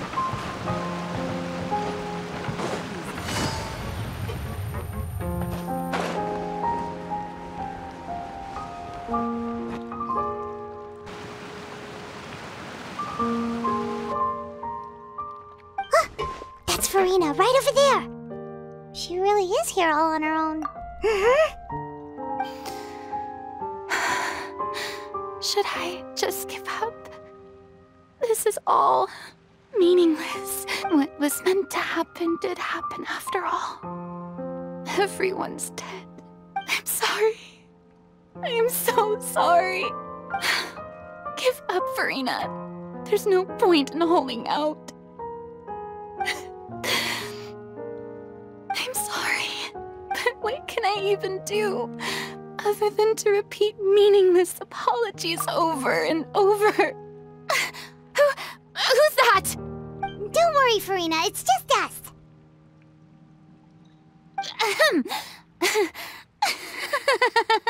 So it is you, blonde traveler from another land. Why, I almost thought you were someone from that mob of my ignorant subjects. Come to kneel and beg for my forgiveness. Farina, you were crying just now, weren't you? The tear stains on your face are obvious. What do you mean, tear stains? Oh, I remember. The show at the Opera House earlier this morning was so moving. I'm still trying to process it. Who did that uncivilized rabble think they were, disturbing my enjoyment of the arts? They even dare to tout their Archon. I must teach them a lesson. I can just imagine their twisted and frustrated faces once they realize that I'm nowhere to be found. Oh, and I'm sure Nouvellette and those people from the Marche Sauce Phantom are freaking out right next to them, too. Of course not. Hey, there she is! The Hydro Archon's over there! Quick, after her! Farina, those people seem to be after you. They are? They're just some rabid fans who want to cut the line because they haven't been able to meet me in person, aren't they? That's against the rules. I can't let them get their way. Farina just ran off! Quick, we have to catch up with her!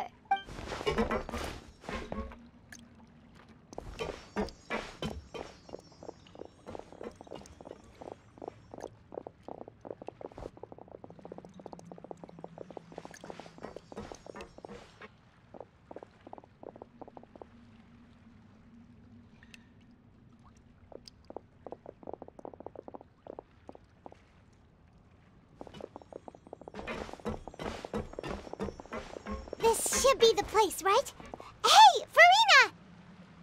There's a good hiding spot over here. Quick, come to Paimon before the rest of them catch up to you. What is this place? Hurry, they're almost here. Fine. I suppose haste is warranted. Lead the way.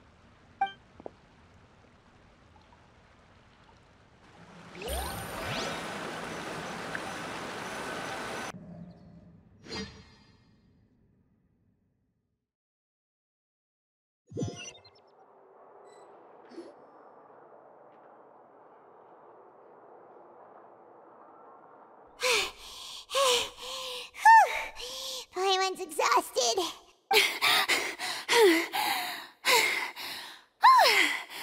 I'm so tired. I totally thought they had caught me. No, I mean, I merely gave in to the sheer enthusiasm they displayed. You're right. Yep, that's a good girl. What's happening? The ground's shaking. Is it an earthquake? Yeah. A quake of this kind preceded the flooding in Poisson, didn't it? It can't be. It's happening again. Well, there's no need to worry too much about that. Nouvellette's made some emergency plans, so the evacuation should go a lot smoother this time. Yeah. I hope you're right. But the people of Poisson, they've already...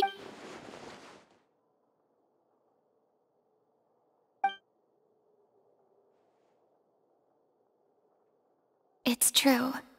I've been investigating the prophecy for hundreds of years. I once had informants all over Tevat, searching for clues and feeding information back to me. I've tried all kinds of ways, too, to hold back the sea. Anything to keep the coastline from advancing. But all my efforts proved to be futile in the end. Really, the truth has been clear to me for a very long time. We cannot make an enemy of the divine.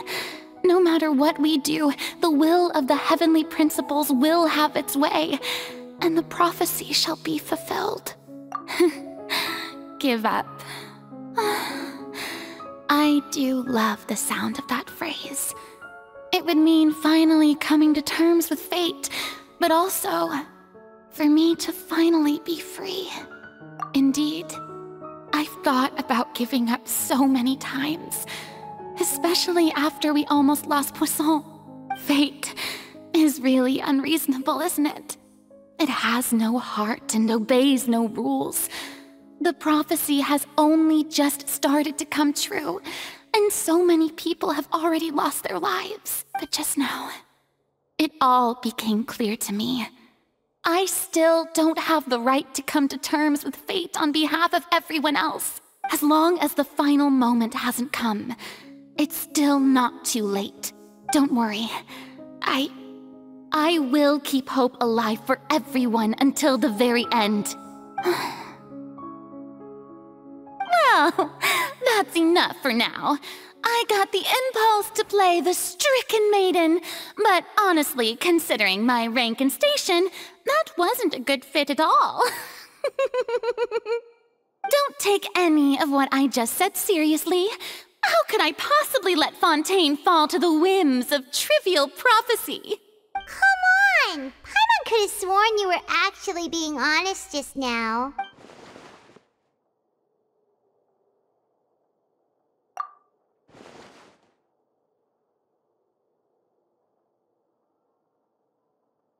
Share my burden. That's impossible. It was fated right from the start that this would be my duty alone.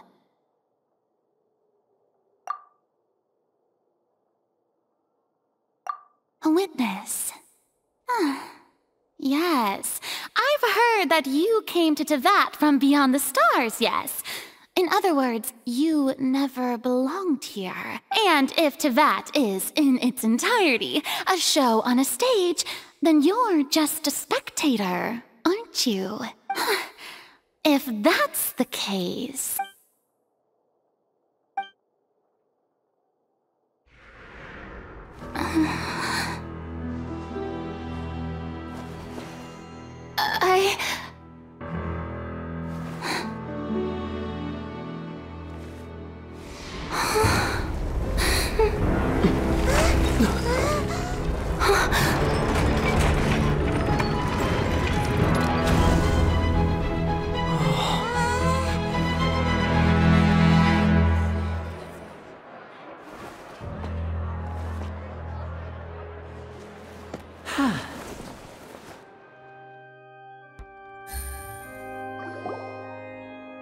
Ladies and gentlemen, this concludes my opening performance. Now, without further ado, we may proceed to the trial of our god. So this is what it is. Yes, you deserve praise for the effort you took to raise the dramatic stakes. Do not forget, however, that I am Focalor, the god of justice, the embodiment of justice itself. Does it not strike you as even the least bit absurd to bring the very concept of justice to trial? May I interpret these words as your refusal to stand trial? In that case, you will have the opportunity to defend your honor through a duel. You would draw your blade against a god? I see. It seems like you have made up your mind.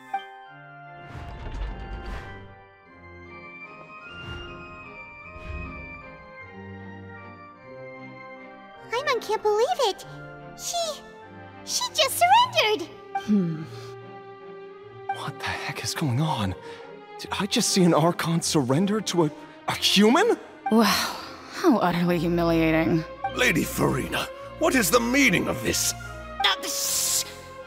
It would seem that there has been a misunderstanding. To be clear, the raising of both hands is not always an indication of surrender. Looking for excuses again, huh? I raised my hands just now to indicate my acceptance of the trial. No duel shall be necessary. I will admit that I've been running away for a long time. I'm sorry, everyone. I was unable to protect the people of Poisson. It is my duty to stand trial for my crimes. You are not the only ones to be disappointed in me.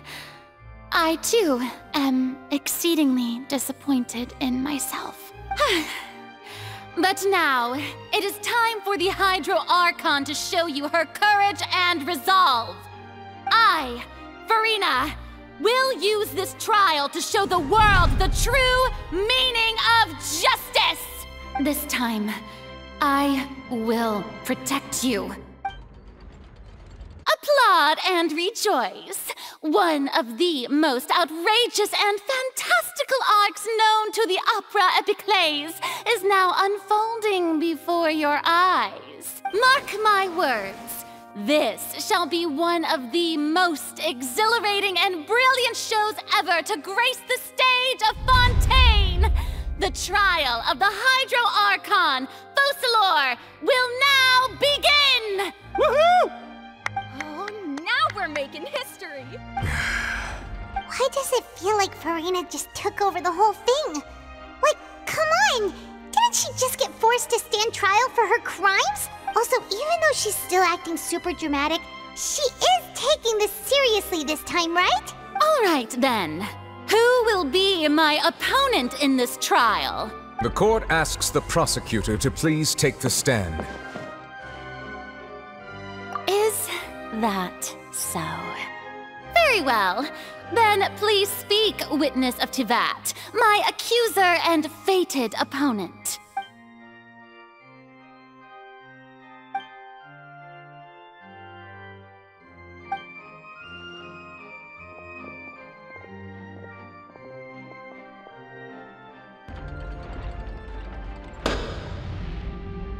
Also, please allow me to ask, as a final question before the trial begins, just how much work did you do to force me onto this stage? Well, we did do a lot of prep after the meeting that day.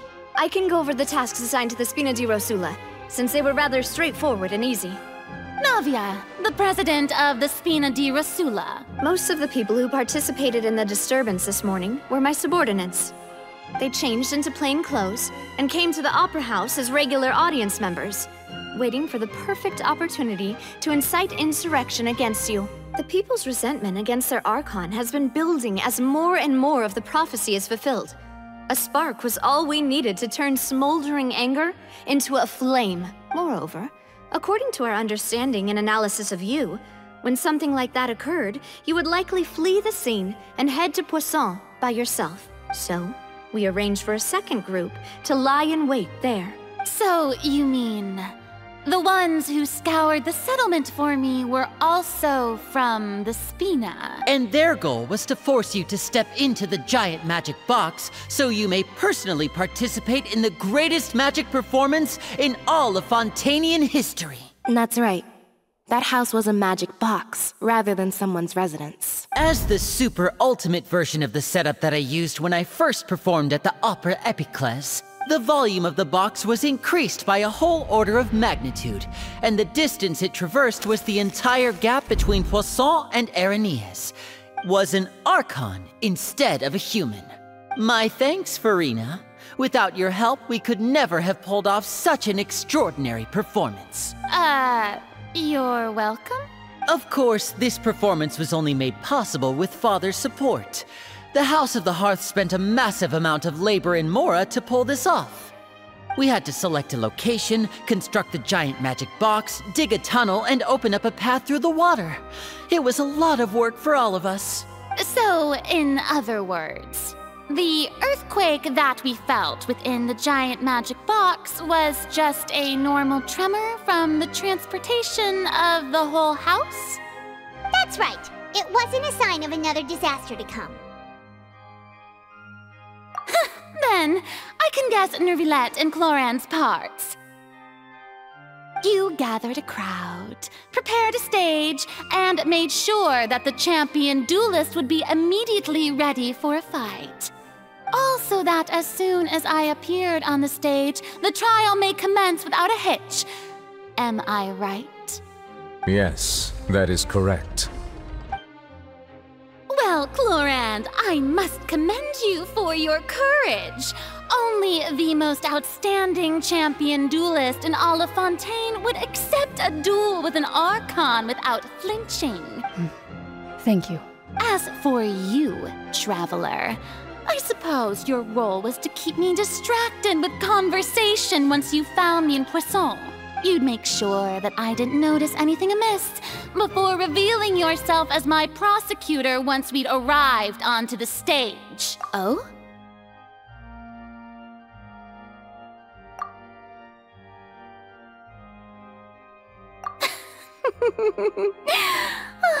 Is that so? Then I suppose I must have missed my final chance. It's fine. It matters not. What's done is done. The stage is already set, so there's no reason to disappoint the audience. Let's see this trial through to the very end.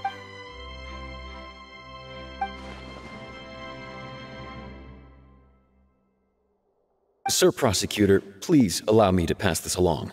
This is a document that Miss Charlotte applied for and received permission to share with you during the trial. According to her, it should speed up the proceedings. Huh? Charlotte wanted to give us something? Oh, so she's here too! Hey, Charlotte! Oh, Leb Hymancy. Isn't this the exclusive interview that she did with us before? So she's already finished it, huh? Wait, then that means this document is a perfect timeline of everything that's happened ever since we stepped foot in Fontaine! So in other words, we can refer to this anthology of evidence every time we want to use something from our journey as evidence for an argument! Let's quickly confirm the information in it. Just think of it as a refresher, alright? You defeated the Hydro Archon in the very first duel you took part in at the Opera House. That's one for the history books, all right. A Fatui Harbinger. She's an extraordinary person. Her instinct must mean something. I didn't think that you'd wind up getting to the bottom of the case I'd been following all this time. I guess you could also see this as a happy coincidence. This is the first time Monsieur Nervilette had a difference of opinion with the Oratrice. Even the Hydro Archon can't figure it out. The fortress of Meripede was almost destroyed in a single day. That I didn't witness that scene personally will always be a source of professional regret, I think. According to Monsieur Nervilette, both Child and that whale should have been in the Primordial Sea at that time. I nearly lost my awesome friend Navia. To be honest, that still gives me shivers. The words of someone as extraordinary as a witch can probably only be truly understood when something surreal happens to you.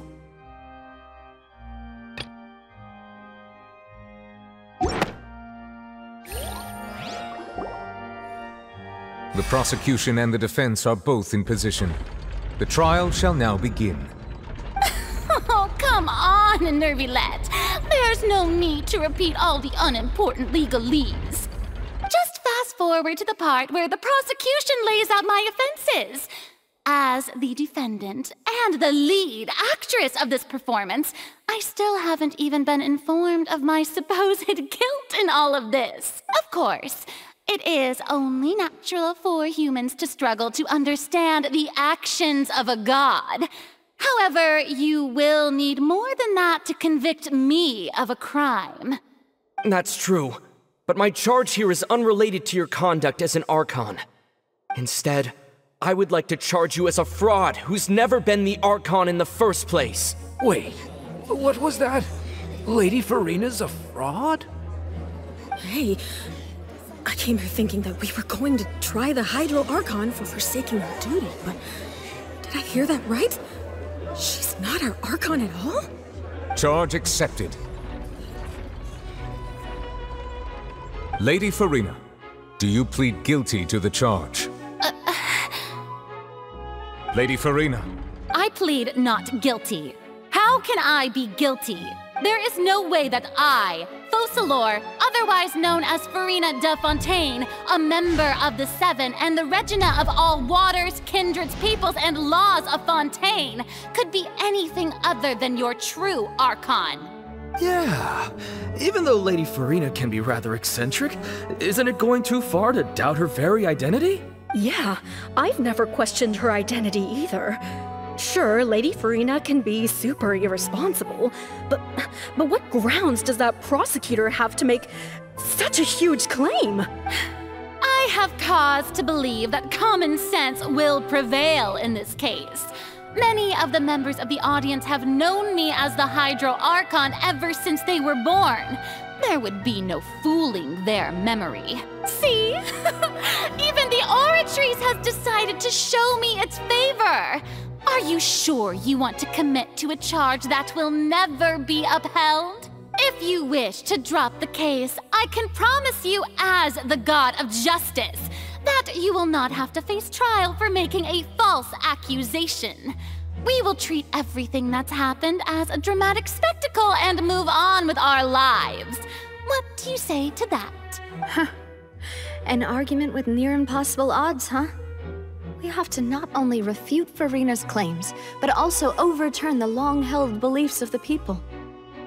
Well, I tried to give you the chance to surrender. If you must persist, then let me ask. If you believe I'm not the Archon, then what manner of being do you think I am? And if I was not the Archon, then how did I manage to live for over 500 years?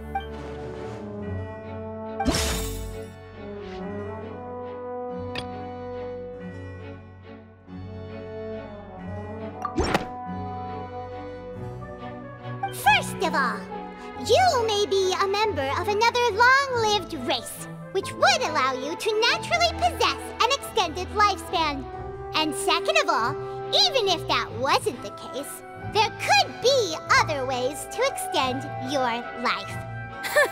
Who gave you that idea? Was it the knave? You'd sink so low as to use a harbinger's words against me. A curse? I once thought it possible that the aura of an Archon might naturally resemble a type of curse. But in light of this claim, perhaps what I sensed was not your divinity, but a curse after all. You sensed it too, huh, Nervalet? Lady Farina is actually a human? Well, it is true that it's extremely difficult to tell humans and gods apart just by looking at them. It's not impossible.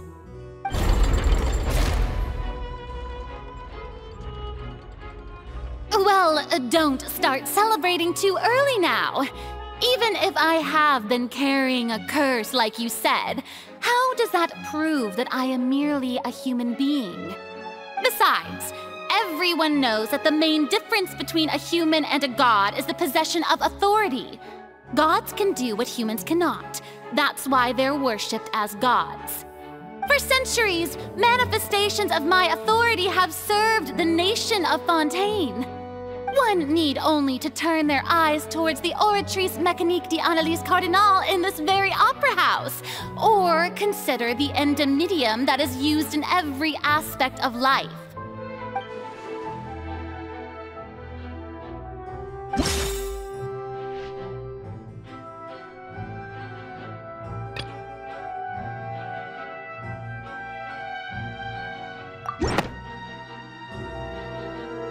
You tried to reference the Oratrice, but weren't you as confused as all the rest of us when the Oratrice declared Child to be guilty without any proof? Otherwise, you should have come up with a good explanation for that by now. Didn't I make myself clear at the time?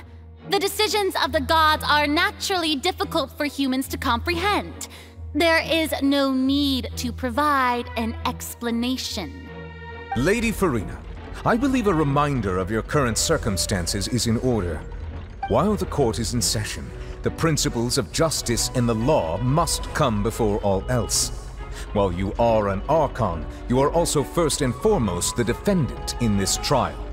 You will prove yourself unable to defend against the prosecution's charges if you continue to withhold vital information against the rules of the court. I never thought you'd use that kind of rhetoric against me. That was no trick of rhetoric, Lady Farina. I've merely reiterated the rules of the court. Rules that all should respect and follow. So, you neither knew why Child was declared guilty, nor did you understand the structure and operations of the Oratrice. Instead of having been created by you, the manifestations of authority you mentioned have been made by the real Hydro Archon, haven't they? The real Hydro Archon? Well, now you're really losing me. It is true that I did not know why the Oratrice gave out a guilty verdict that day. But the Oratrice handed out that verdict unilaterally, and it has been operating independently ever since it was first created. You can't argue that just because a divine creation is flawed, that the god behind it must also be no god at all. She's still throwing out all kinds of excuses. Seems like she's confident that we won't be able to produce proof that she has no power over the Oratrice. My power as an Archon. There are many ordinary citizens in the audience. How can I just carelessly demonstrate the formidable power of an Archon? If that poses a concern, I'm prepared to extend my protection to the audience. You don't need to go that far.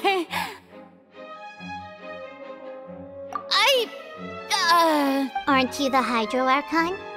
Or is it that you can't even wield the power of Hydro, much less the authority of a god? Indemnitium! Yes! It's all because of Indemnitium! All Archons derive their power from the faith of the people, and I've converted the people's faith in justice into Indemnitium! Thus did I give up all of my divine power to provide everyone with energy for their daily lives. Have you ever seen a more magnanimous god? Isn't that a huge stretch? Yeah, no matter how generous an Archon can be, how could they give up all their power?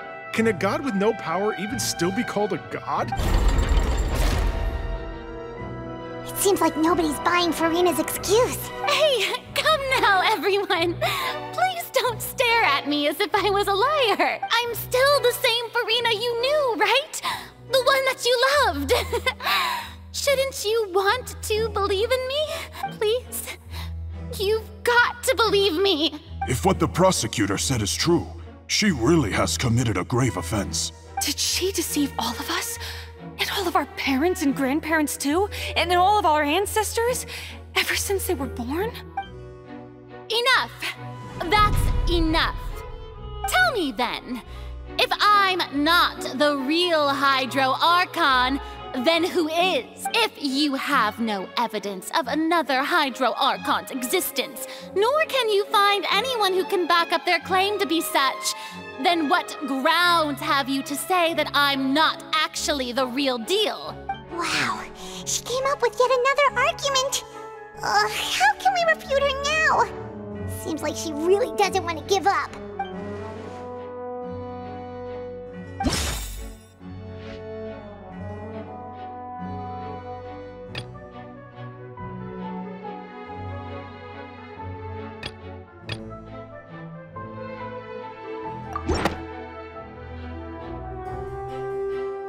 It has been established that all Fontainians can dissolve in water from the primordial sea. And that means... Since you insist on claiming to be a god and not a human, then there's a method that you can use right here and now to eliminate all suspicions of you being the latter. Miss Navia, please apply to serve as a temporary attorney for the prosecution before addressing the court. Though you act in partnership with the prosecutor, you must still adhere to proper procedure. Super sorry, Monsieur Chief Justice. I swear this really will be the last time that I'll speak out of turn. Now, I've brought some seawater from Poisson. As everyone knows, a massive flood struck the area not long ago, taking many lives, including those of some of my closest friends. So, Miss Farina, would you dare to touch some of this seawater? If we are to believe that you are indeed the real Hydro Archon, touching this seawater would have no effect on you. All it should do is strengthen your case. But if you don't dare to touch it, then we would have basically proved the reverse. Oh, and I must remind you that after the disaster at Poisson, nobody wants to see any more people dissolve. I do hope you'll act prudently and choose the simpler path of admitting guilt. Navia from the Spina di Rasula. The Spina has governed Poisson for many years. I guess her suggestion is valid. If Lady Farina is indeed just a human, she's probably Fontainian like all the rest of us. Would she really dare to try?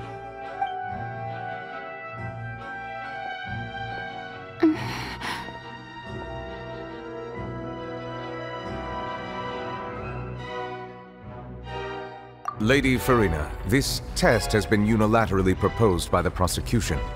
As it falls outside the realm of standard court proceedings, you possess the right to decline participation. Well, of course he had to tell her that. But refusing to participate is basically the same as a confession of guilt. She's just staring at the water without saying a single word. It really does seem like she's quite terrified of it. What's going on? Is she really planning to... That's not what we thought she would... Due to the inherent risk of the test, Lady Farina, you may... What? Hey!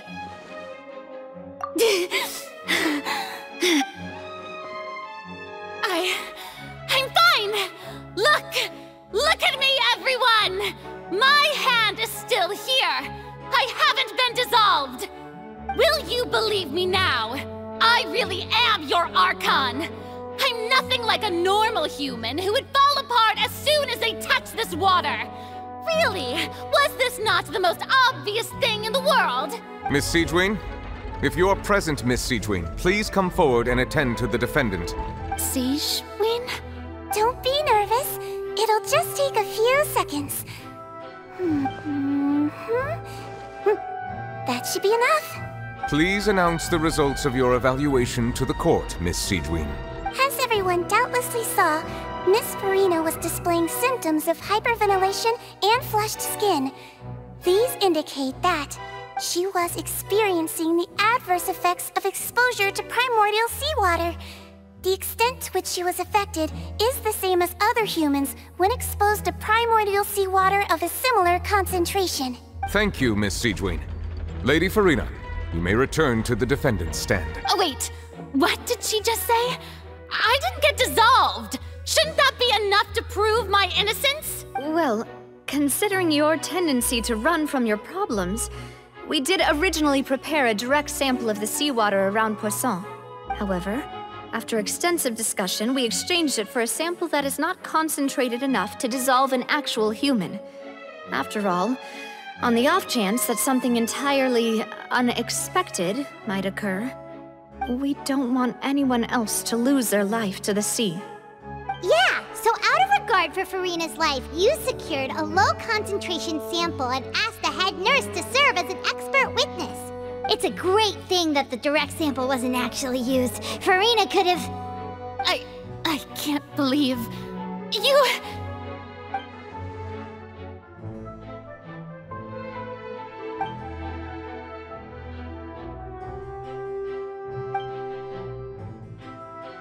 Listen to me, everyone! Please don't give me such cold and disdainful looks!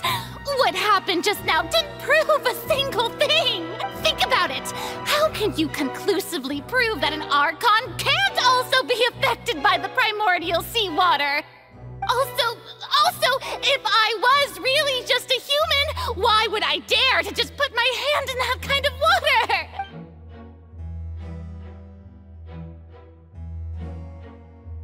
Please, anyone, just listen to me! I swear, I really am your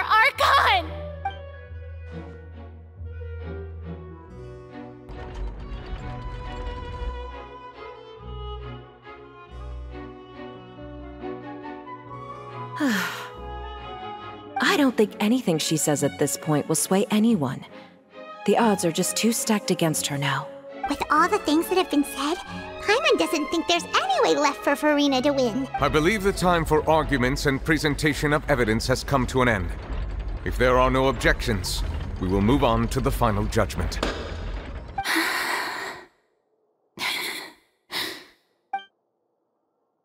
I don't think anything she says at this point will sway anyone. She's too stacked against her now.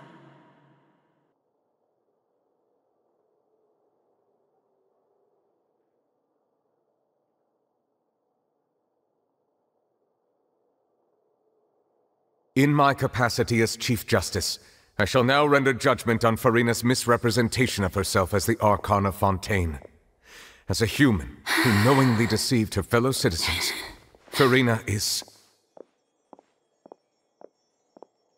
guilty.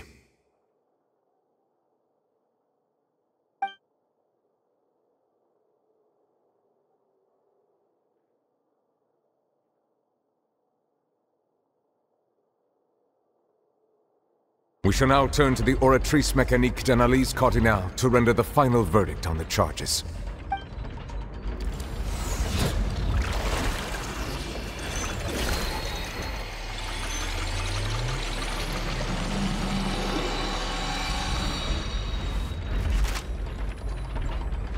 According to the judgment of the Oratrice Mécanique d'Analyse Cardinale, Furina is... Well, what's wrong? What's the Oratrice's verdict? No, the Oratrice also displays a guilty verdict. Isn't that correct then? However, the exact wording of the verdict is thus. The Hydro Archon, guilty to be punished via the death sentence. The death sentence? That's actually one of the available sentences? I've always thought that it was just a myth. The one and only time the death sentence has been handed out at the court, and it's been given to the very person we've worshipped as the god of justice? What an unexpected twist. Furina's been sentenced to death by the Oratrice? We just wanted to use the trial to show her the seriousness of things so she'd tell us the truth. How did things escalate this quickly? This outcome is indeed quite strange. According to Fontaine's current definitions of justice, as well as its recommendations for criminal sentences, is this sentence really appropriate for the crimes that have been committed? Yeah! Even Vache wasn't sentenced to death by the Oratrice. You know, the real evil mastermind behind the serial disappearances case. Indeed. Not only is Furina's sentence overly excessive, the very point of our trial today was also to prove that Furina has never been the Hydro Archon in the first place. But now, the Oratrice seems to have deliberately invoked the title of the Hydro Archon. What does this mean?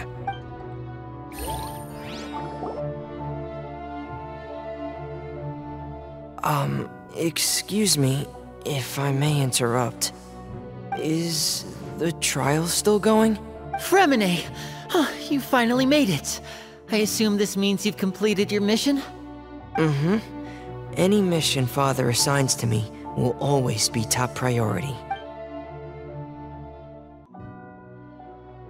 Is that the first prophecy slate? Huh. So the knave privately arranged for Fremine to try and find the missing slate. I looked everywhere and finally found it at the bottom of the sea. It took me a long time to get around some dangerous stretches of water. But has the trial already concluded? Then doesn't that mean I've come too late? Oh no. Father will be disappointed in me. Thank you for your hard work, Mr. Fremine. Please allow me to review the record left on the slate. Traveler, I believe that you have already seen the other existing slates, and would like you to come here and confirm their contents. Huh? So what do you see? What is it?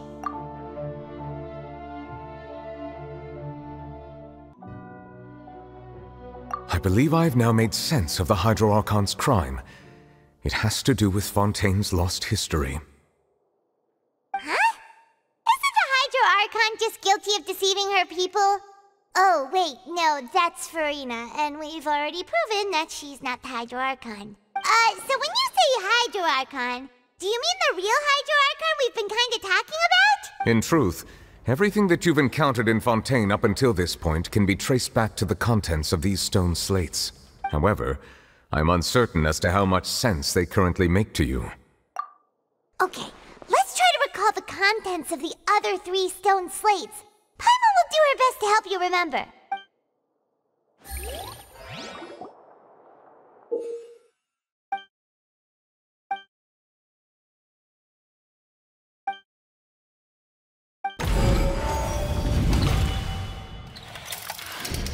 The first stone slate describes what you just said. It seems to show the previous Hydro Archon using her divine power, and then the Oceanids turn into humans. Does that mean that Fontainians are transformed Oceanids? Oh, Paimon wasn't expecting that.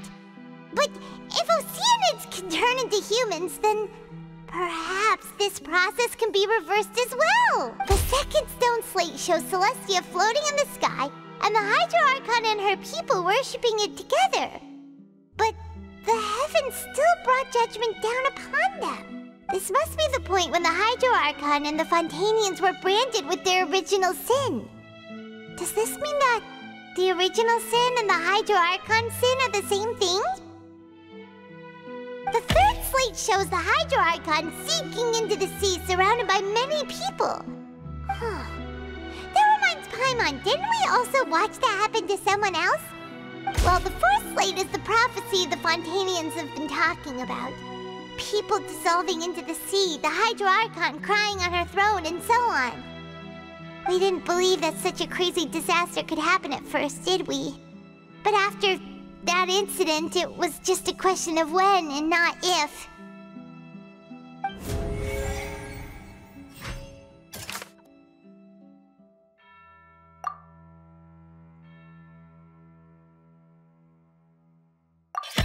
We know from the case of the serial disappearances of young women that Fontainians can be dissolved in primordial seawater, and that this might be the reason that Fontainians can dissolve.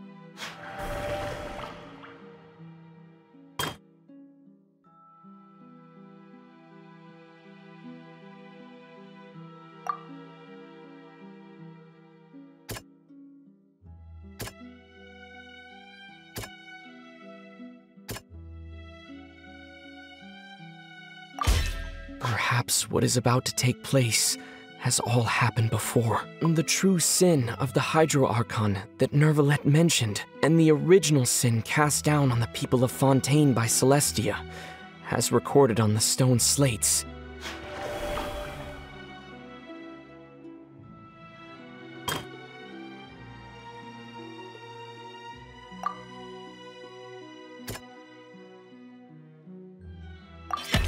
It's not as simple as falling into the sea. When the stone slates show the people gathered around the Hydro Archon in the sea, could that be alluding to the same thing?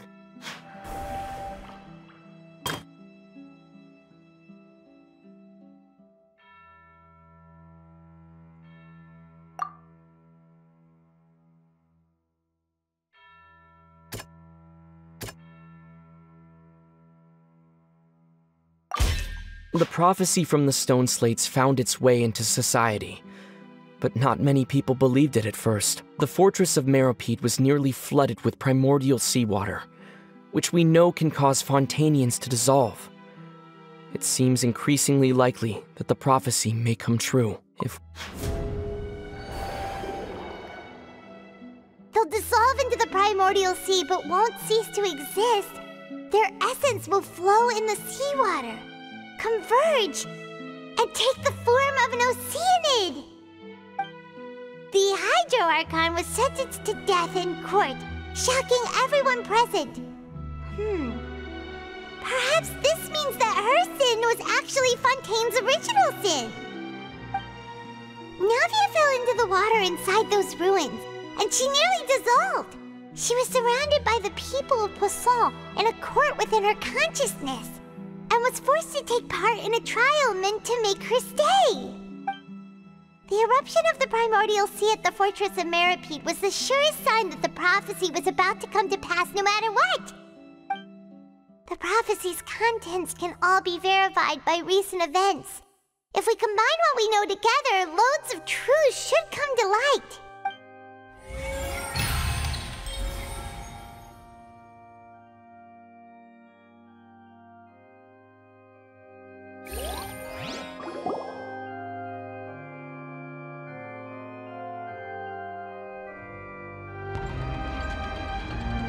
Huh?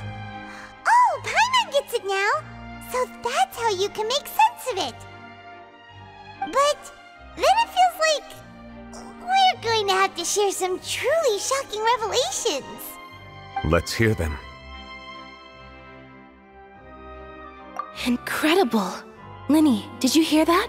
We're not real humans. All Fontainians were originally created by the late previous Hydro Archon, with Oceanids as their basis. The evidence for that can be found in how only Fontainians could dissolve in primordial seawater, and how all the girls Vacher dissolved were also turned into Oceanids. Oh, and according to Navia, when she was about to get dissolved, she also saw everyone gathered around for a trial, all of them in the shape of Oceanids. Indeed. Yeah, and it follows from the content of the first slate that she probably angered Celestia by creating humans without prior permission. That could also explain why the Oratrice judged the Hydro Archon to be guilty. It's to account for that ancient sin. The Hydro Archon's true sin was creating us? And yet, after many hundreds of years, the Hydro Archon's creations have turned around to try to judge the Archon within the Opera Epiclese. The twists of history are often the most unexpected of all. Yeah, isn't the image here just like when Navia fell into the sea? So wouldn't it be trying to show the image of the Hydro Archon also falling into the sea once the prophecy has been fulfilled in the fourth slate? In the end, the people will all be dissolved into the waters, and only the Hydro Archon will remain weeping on her throne. Only then will the sins of the people of Fontaine be washed away. Did Paimon get all that right? You've made some keen deductions. I must say, given how much you still don't know, it is impressive that you've already managed to connect so many pieces of the truth. However, while you were able to decode all the information on the slates, they've also been etched with an additional layer of hidden information using a different power source. When we were at the ruins, I tried to decipher the hidden information recorded in the slates. But since we only had 3 slates at the time, I was unable to come to a full conclusion. Now that the slate collection is complete, I shall make another attempt to decipher the narrative recorded within. If everything goes well, we should finally be informed of the unadulterated truth.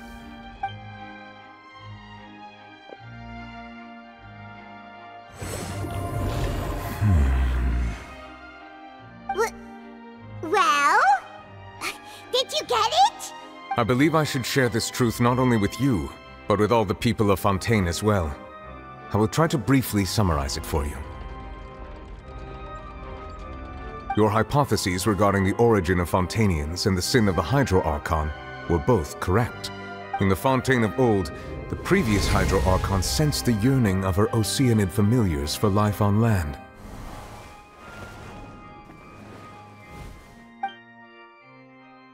The Oceanids were enamored with the beauty and romanticism of human beings, and wishing to have those experiences for themselves, expressed to the Hydro Archon their desire to become of a similar kind. However, even though water as an element is intricately linked with the power of life, the Hydro Archon, as one of the 7, did not possess the authority to create a new form of human life. Not one to give in, she eventually found a way to create permanent humanoid bodies for her familiars by appropriating the power of this planet's primordial sea. She poured primordial seawater into the Oceanids' blood vessels, creating humanoid mimics in the process. But if Fontainians were to ever come into direct contact with water from the primordial sea, the power within their bodies would escape these artificial restraints and return to the sea. As a result, their forms would collapse, and they would be reverted to their original forms as Oceanids. Of course, the Hydro Archon never received permission from the heavenly principles to create a new human race. And thus, the Hydro Archon and all of her creations came to shoulder the original sin of appropriating the power of the primordial sea. That is the true history of how the people of Fontaine first came into being. So we were all Oceanids before we turned into human beings? That's way too much information for me. I think I'm just going to pretend that I never heard a single thing. Wait, but if that's the truth, we can't let the Hydro Archon be sentenced to death. After all, her only sin was creating us. This really might be too much information for your regular Fontainian, but it does answer a lot of our questions. Alas, your hypothesis regarding the third and fourth stone slates was inaccurate. A key point of the visual on the third slate is how all the individuals depicted in the water are humans rather than Oceanids. They have not been dissolved, which implies that the water depicted in this slate is not water from the primordial sea. The nation of Fontaine is the nation of Hydro, as well as the nation of trials and justice. Instead of being the literal element, the water in the scene symbolizes judgment and justice. You may also recall Navia's experience. When she fell into the sea, her consciousness was surrounded by that of many others who intended to hold a trial to determine her fate. Therefore, the meaning of the third slate is that the people of Fontaine shall try the Hydro Archon at the court of justice. Yes, it refers to our present situation. I think I'm following now. So, what you're saying is, even though we decided to put on this trial to avoid fulfilling the prophecy, in truth, everything we've done has happened exactly as the prophecy foretold. So now, it seems, we're the ones making sure it comes true. What should we do? Huh. No matter what, the prophecy will be fulfilled. Is this what it feels like to be a prisoner of fate? If that's the case, does that mean the scene in the fourth slate will also be fulfilled soon? Traveler, I would like to point out another small fallacy in your deductions. About the fourth slate, you probably thought that the eruption of primordial seawater beneath the fortress of Meripede served as the surest sign that the prophecy was about to come to pass, yes? However, I believe that rather than being a sure sign, that eruption could in fact only be a small warning of something far worse to come. As for the root cause of the catastrophe, I believe you've already encountered it once before.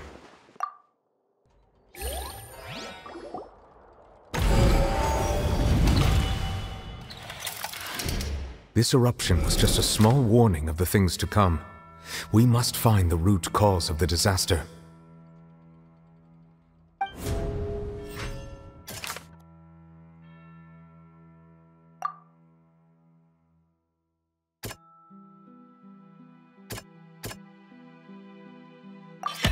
It was both dream and reality. If we're talking about a true culprit, that could only be that thing inside the primordial sea, right? The truth, the original sin, the trial, and the root cause of the disaster.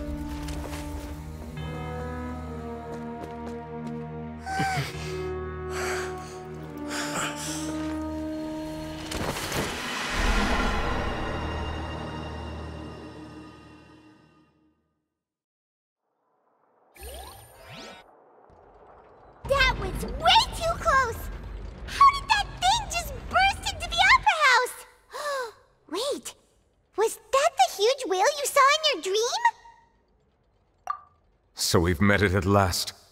I understand very well why it has chosen to make an appearance here. That whale does not belong to Teyvat. It is a monster that has traversed the stars, weeping all the while. It has been greedily consuming the energy from the planet's primordial sea, using it to grow. That is the main cause for the rising sea levels. And once it has finished consuming all of the energy contained within the sea, its next step will be... You said that when the Hydro Archon first created Fontainians out of Oceanids, she filled their blood vessels with primordial seawater. Precisely. That whale finds the blood of Fontainians nigh impossible to resist. Therefore, when it left the primordial sea, it decided to make its next stop a packed opera house full of food. Food in the form of Fontainians. We just barely managed to push it back, right? In that case, won't it come back to target the people again once it's managed to recover its strength? That is correct. Indeed, it is more accurate to say that we should thank that Harbinger for buying us some time. Without him, the whale would have likely come onto land far sooner. From the way he looked, he must have been fighting the creature for quite a long time. That battle maniac. We've always known that he had a special connection with that whale, but we definitely didn't expect it to help us out like this. Anyway, now that we know that this whale is the actual cause of the disaster recorded in the prophecy, all we need to do to stop the prophecy would be to find a way to beat it up, right? It is too late. It had already absorbed too much of the primordial sea's energy before we could notice it. At this point, it has become practically integrated with the sea itself. Even if the entirety of Teyvat were to be destroyed, it could still survive and swim off towards some other world. That's not something I will accept. We've already done everything we can, and we even found the true culprit. We've come so far. You can't just tell me that the last hurdle is some impossible foe. That's just not fair. Indeed, that's not how a grand performance should end. I'll fight it to the end, no matter what. So the prophecy will be fulfilled no matter what, huh?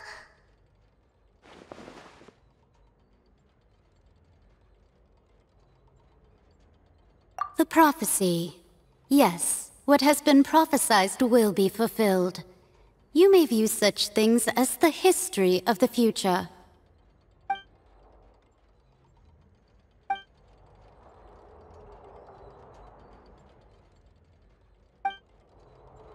Just as prophecies are usually only the future as seen from the perspectives of the gods, could things be happening in hidden corners where the gods' gaze does not fall? Ultimately, fate shall serve as your only guide, no matter what will happen in Teyvat's future. All you need to do is to play your part.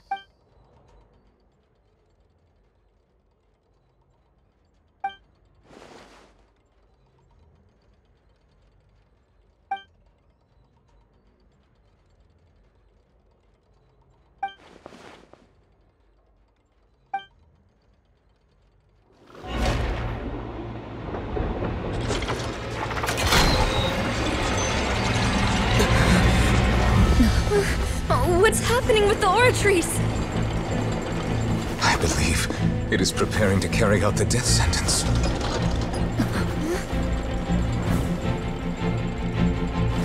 Furina!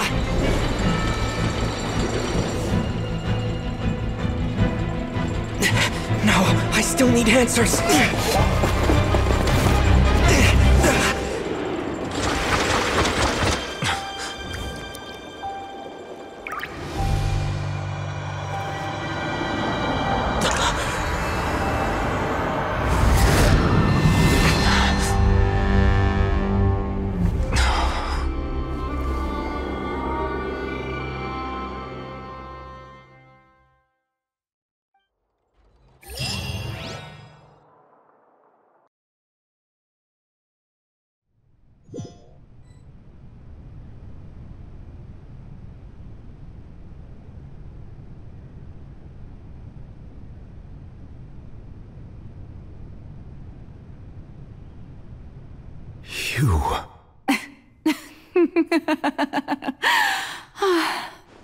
Sorry. That shocked expression on your face is just too amusing. I couldn't help myself. You are not Farina. Who are you? The sweet sound of bewilderment. Marvelous. A sure sign that my attempt to deceive everyone was a resounding success. But to answer your question, I am Focalor. You know, the god. Focalor? Why did you deceive us? Oh, that wasn't my goal, of course. Goodness, no. But I had to fool everyone else too, if I was to stand any chance of deceiving the heavenly principles. Deceiving the heavenly principles? It's all because of that pernicious prophecy. Dreadful, wasn't it? Everyone doomed to dissolve. Fontaine condemned to be flooded. One was not amused. In fact, one was positively bemused when that problem was thrust upon me by my dearest predecessor. That's the former Hydro Archon Egeria for the uninitiated. It hardly gets more disastrous than a preordained national catastrophe, now does it? She knew full well that the prophecy would surely come to pass. And as one of the seven, she also knew full well that one defies the heavenly principles at one's peril. So yes, as you have no doubt surmised, it was a rather impossible situation that I found myself in. I spent a terribly long time mulling it over, alone on the ocean floor. And I was almost growing barnacles by the time I finally realized there was only one possible solution to this confounding conundrum. I had to outwit the heavenly principles, allow the prophecy to be fulfilled, ostensibly at least. I'm a genius, I know. I can only assume that's why Egeria chose me as her successor. Although, looking back now, it was hardly the inheritance one dreams of. Between the task of saving the nation, the quotidian duties of the Hydro Archon, and not to mention the original sin of creating a new race of humans, I dare say she left me quite a colossal mess to clean up. But one can only play the hand one is dealt. I did not choose this, any more than I chose to be one of her Oceanid familiars. So you were also once one of the Oceanids, transformed into a human by Egeria's hand? Yes, I was. I always dreamed of becoming human. And I still do, even now. In my eyes, to be human is to be part of the greatest opera ever known. After becoming a god, I separated my divinity from my body and spirit, leaving behind only a self that was as naive and bewildered as my past self on her first day as a human being. The me you see before you now is that divinity, and the human counterpart I left behind, I named Farina. She could feel joy, sorrow, and everything in between. She could be as vain and conceited, or as meek and vulnerable as she wished. Her strengths were of a kind only a human could possess, as were her shortcomings. But in my eyes, Farina's humanity was what made her perfect. She was perfectly human in every way. The person I always wanted to be. Anyway, so then I cursed her. All part of the plan, of course. The plan to deceive the heavenly principles. Do you still remember the final scene of the prophecy? The Hydro Archon alone, weeping on her throne. In order that the prophecy might appear fulfilled, I invited Farina to be an actress, to play the part of the Hydro Archon in the prophecy, under the curse I placed on her. So long as I, Focalor's divinity, continued to exist, she could not die. But nor was she free to live her life in the pursuit of happiness. Instead, She was forced to take the stage in the opera house, to embrace the role of leading lady, to forever play the part of the god from the prophecy, all to create a deceitful appearance of that prophecy coming to pass. I suppose now you probably understand why your court is called the Opera Epiclese. But Farina is only human, isn't she? Even though she has had a long life, her mind is no stronger than that of any other ordinary human being. I cannot begin to fathom what she has had to endure. It must have been torture for her. It has indeed. And although she is, in a sense, me in human form, I most definitely owe her an apology for it. It's been 500 years, and all along, she's been playing her part in the most unimaginably long, unbearably lonely, and agonizingly painful opera of all time.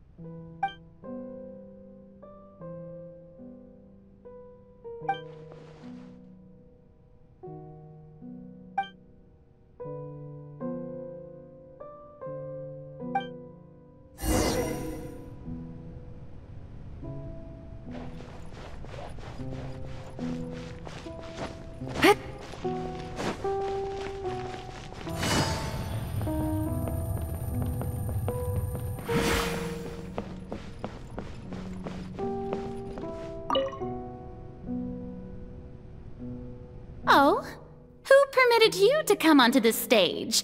Now, I understand your admiration for my august self, but I must ask you to keep to the rules. All right. It is not my intent to reprimand you. There is no need to state your name. Just be off with you. Do not distract me from my performance. Oh, do not jest. Can you not feel it? I am Focalor. The eyes of countless Fontainians are upon me. I must, at all times, display the utmost elegance and nobility.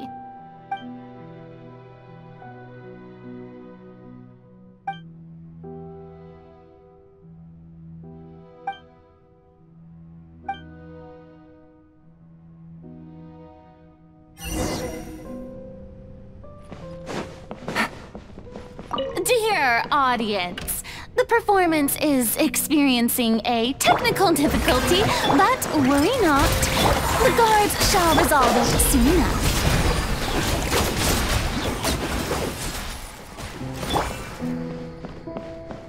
Hey, what gives? The audience is still watching me, you know. Guards? Wait, where are the guards? Guards!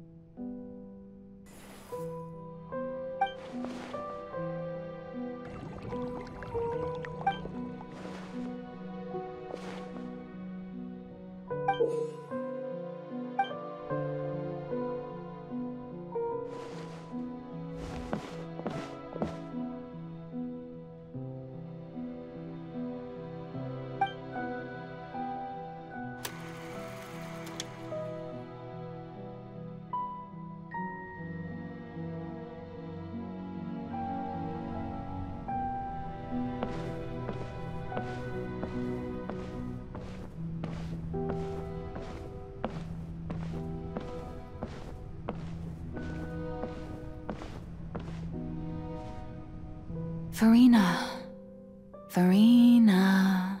Huh? Who's that? Who's calling me? Where are you? Be not nervous. Be not afraid. I am before you. Wait a moment. You're near me? How can this be? Mirror you, huh? You know what? That's not bad. Let's go with that. Mirror me. What do you wish to say? The prophecy. Have you heard of it? What prophecy? Wait. I know. I think. I don't know why, but it's in my head somehow. The people will all be dissolved into the waters, and only the Hydro Archon will remain, weeping on her throne. Only then will the sins of the people of Fontaine be washed away. Oh, very good. You know it well. What's going on? I can't seem to remember anything clearly. The only thing I know for sure is this prophecy. Will it really come to pass? Yes, it will. And that is why I've come to you. Disaster will come to Fontaine sooner or later. Things will develop just as the prophecy declared. There is no escaping it. But doesn't that mean everyone will die? I'm a Fontainian just like them. Will I dissolve too? Oh, don't worry. Magical meetings exist in this world precisely to give people a chance to turn things around. It is the reason why you met me today. I will tell you how to save everyone, but you may have to suffer somewhat. Oh, so there's still hope after all. Goodness, you frightened me. You spoke so much and with so much certainty. As for the suffering, well, I will admit that the first thing that came to mind was, why do I have to be the one to suffer? But if the prophecy will come true, I'll also die anyway, right? So if I've already met you as my magical meeting in this world, if there were scales, with all the people of Fontaine on one side, and my pain on the other, is it not obvious where the scales should tilt? You truly are the perfect human. My ideal. I suppose this would also be the justice that belongs to you. Huh? Don't worry, it's nothing. Listen well. Fontaine has just lost its Hydro Archon. I need you to play a role. That of the new Archon. Play as a god? That's right. You must begin a never-ending masquerade. You must never let anyone suspect your identity. If you can keep it up, then I shall have my way of defying this prophecy. But should your identity be revealed, then all hope will be lost. But how will I do this? A human assuming the role of a god without being exposed. Don't worry. What you must do is not to turn yourself into a real god. You simply need to play the role of a god as humans imagine them to be. Being a human yourself, I'm sure you already know what such an entity would be like. Remember, your true challenge will not be pursuing divinity, but contending against humanity. I'm still not sure I understand, but I'll try. So, how long am I going to have to play this role? To accomplish this mission, you will have to stay on the stage for many, many years. You will endure and not grow old until your task ends. But I promise you, all will eventually end in a magnificent and dramatic trial, and everyone will be saved. A trial, huh? How exciting. I'll be looking forward to it.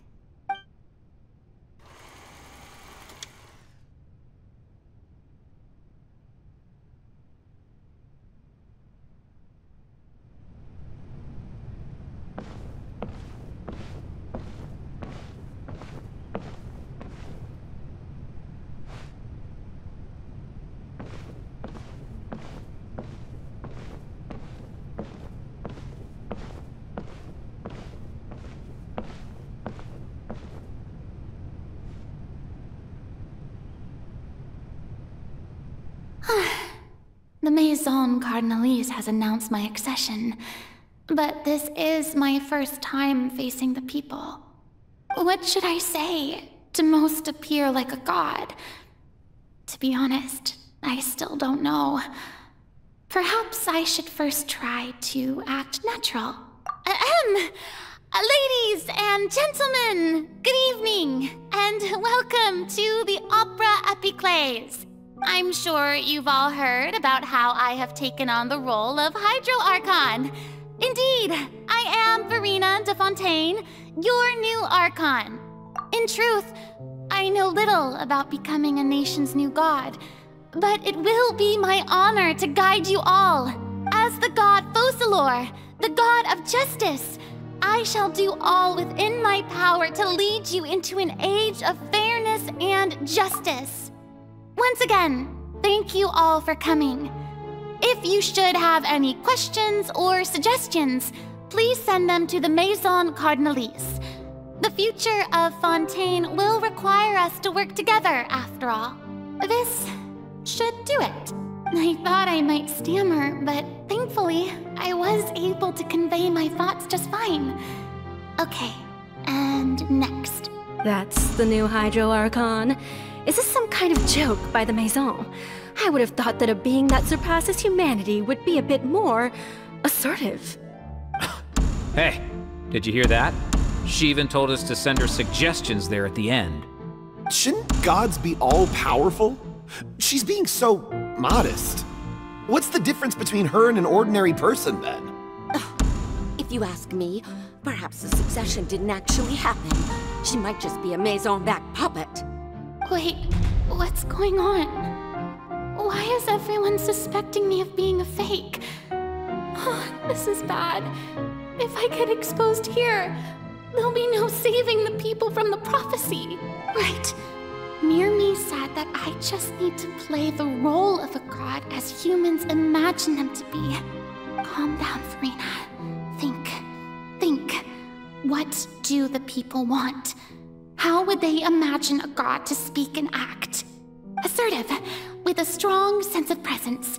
One who can dispel all doubt. That is the character I'm fated to play.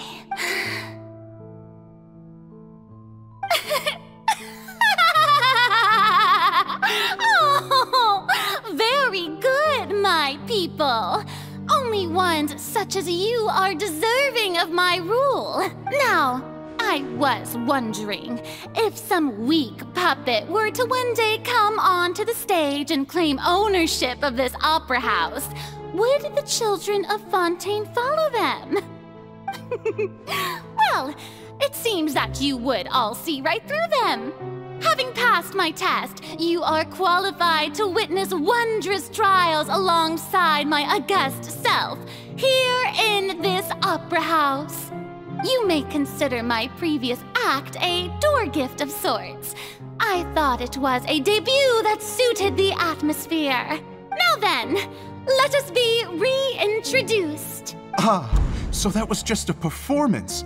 How could I have forgotten that we were inside an opera house? Her personality.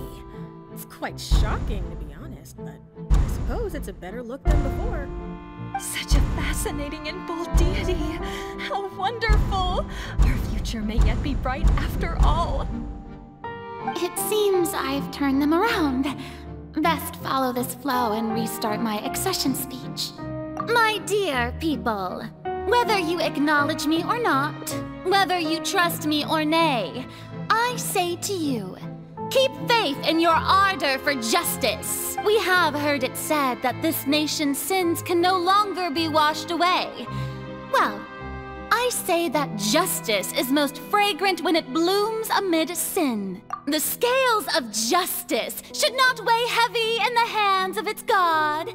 On one side, it must carry fairness and justice. And on the other, praise and applause. May law be the prayer on our lips. May judgment be our worship. Let us light the fires and drink to the future of Fontaine! There is no trouble in this world that justice cannot solve. All All that is needed is for you, my people, to believe in it, heart and soul. So long as I, the Archon Focalor, stand within the Opera Epiclese, so long as I stand before the Oratrice, I shall even judge the gods of this world!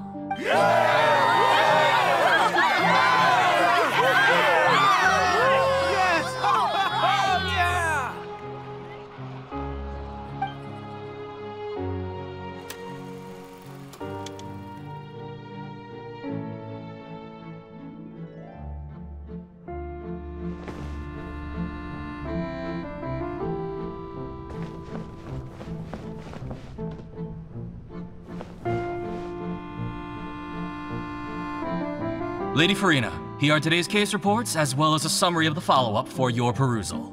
Come now, was I not just at the Opera House in person? Leave these kinds of things to Neuvillette. Besides, none of these trials were the one that I'm looking forward to. If I may be so impertinent, what kind of trial are you truly looking forward to? A magnificent, dramatic, and wondrous trial. A trial to end all things. How could you hope to understand? That's true. I fear I lack the ability to grasp your divine thought, Lady Archon. No need for fright, and do not take what I said before too seriously. Go now, do your duties. The trial I await. It will come one day.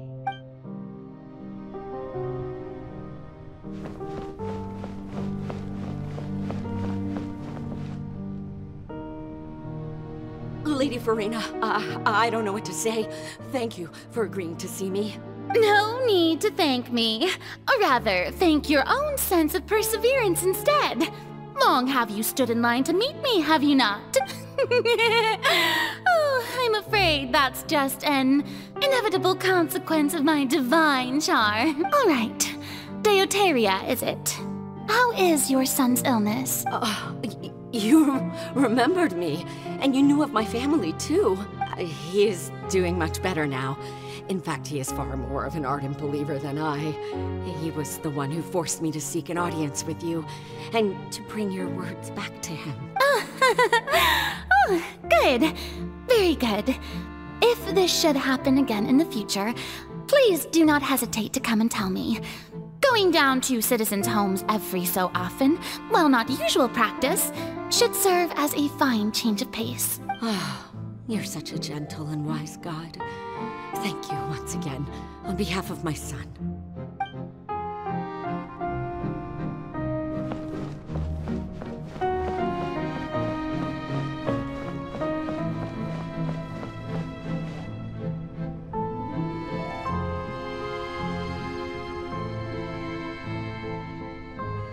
Lady Farina, here are the latest hydrological reports. As for the specific parameters you asked to take note of, I'm afraid things still don't look good. I see. It's as I thought then. As your god, I did already expect this, but I wanted to see how far your human wisdom would allow you to analyze it. All manner of signs indicate that the prophecy will still come to pass. Forget it. That's not something you need to worry about right now. Well, as I understand it, the Fontaine Research Institute is also trying to find a way to counter the rising water levels. Really? Have they found anything? I'm afraid that they haven't found any effective solution thus far. Oh, is that so? Well, no wonder. This issue has reached the realm of the gods, after all. Still, their spirit is praiseworthy.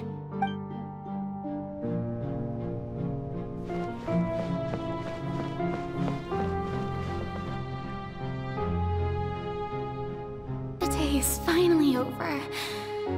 I haven't had a moment to breathe this whole time. But it's good to see that everything's getting on track. There are no longer any voices of suspicion. Maybe this is fine. I just need to keep going, and everyone will be saved.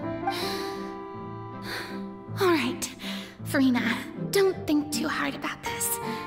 You need rest. Tomorrow's a new day.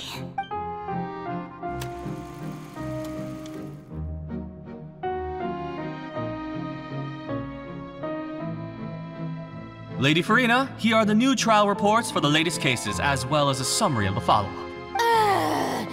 There'll be no need for that. I've seen them already.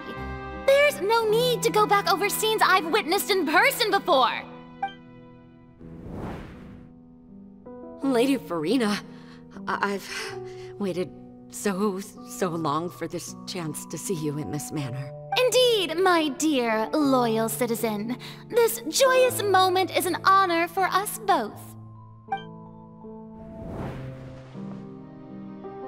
Lady Farina, we're detecting significant hydrological anomalies near Poisson. Understood. Keep monitoring. Keep me informed should anything come up at the Institute. I don't think I let anything slip today. I must show the people that there is nothing to worry about. I just don't know when these days will end. I feel utterly exhausted. Best to rest early today, too.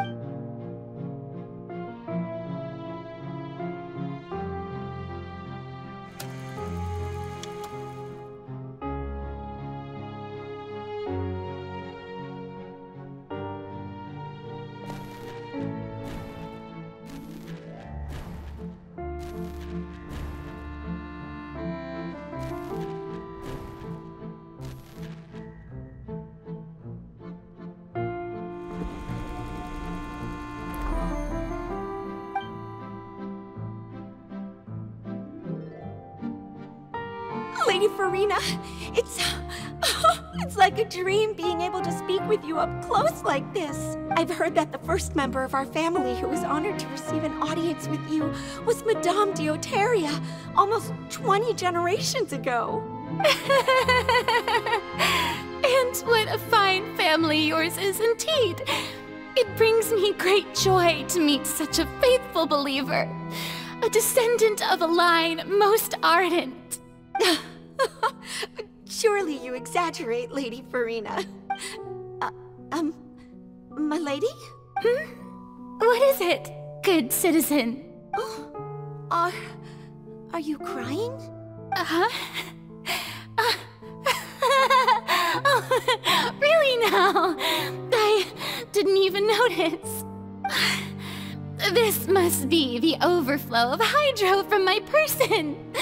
Well, can't quite help being the god whose dominion is the waters, can I? No wonder. No wonder. A manifestation of your power, then. Oh, Archon, I am honored to have witnessed it. Honored indeed.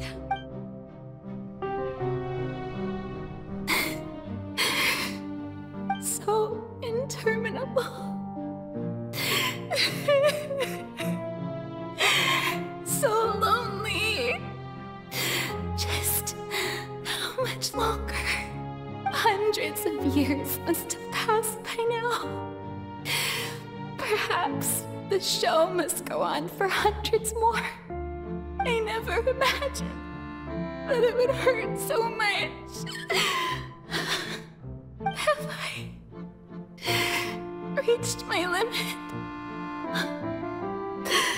No. Perhaps I reached it long ago. Today I didn't even notice my own tears. I want to tell someone, anyone, about this. But would that not destroy all I've done so far? I've conducted so many investigations across the centuries. But there's not even a sliver of hope that we might break the prophecy. All I can do is keep heart. I must maintain this act. It is the only way to save Fontaine. Please, mirror me.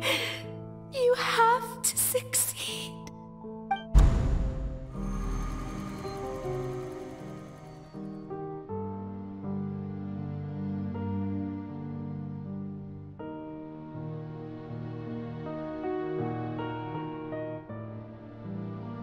Farina, you don't have to shoulder this burden alone.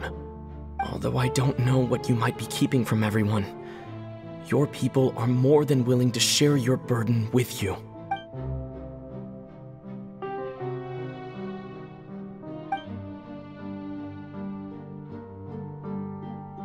Share my burden. That's impossible.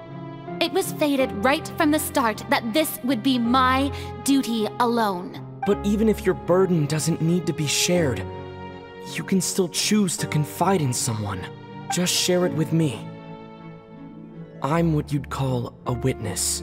A witness?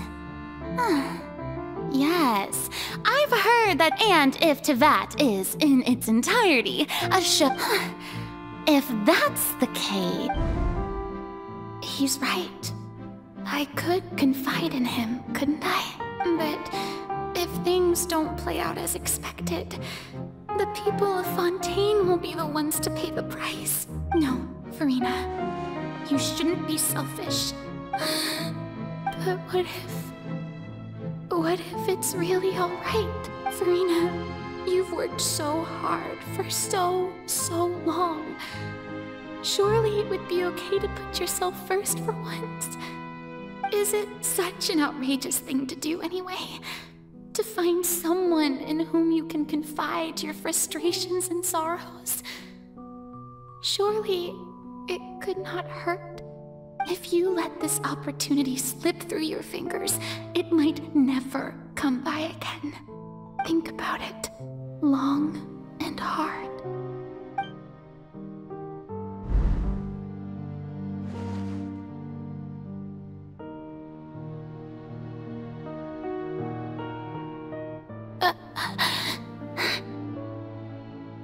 No, I have nothing to say. I am Farina, the Archon of Fontaine. Everything will surely get better. All you need to do, dear spectator, is to witness my performance until the curtains fall.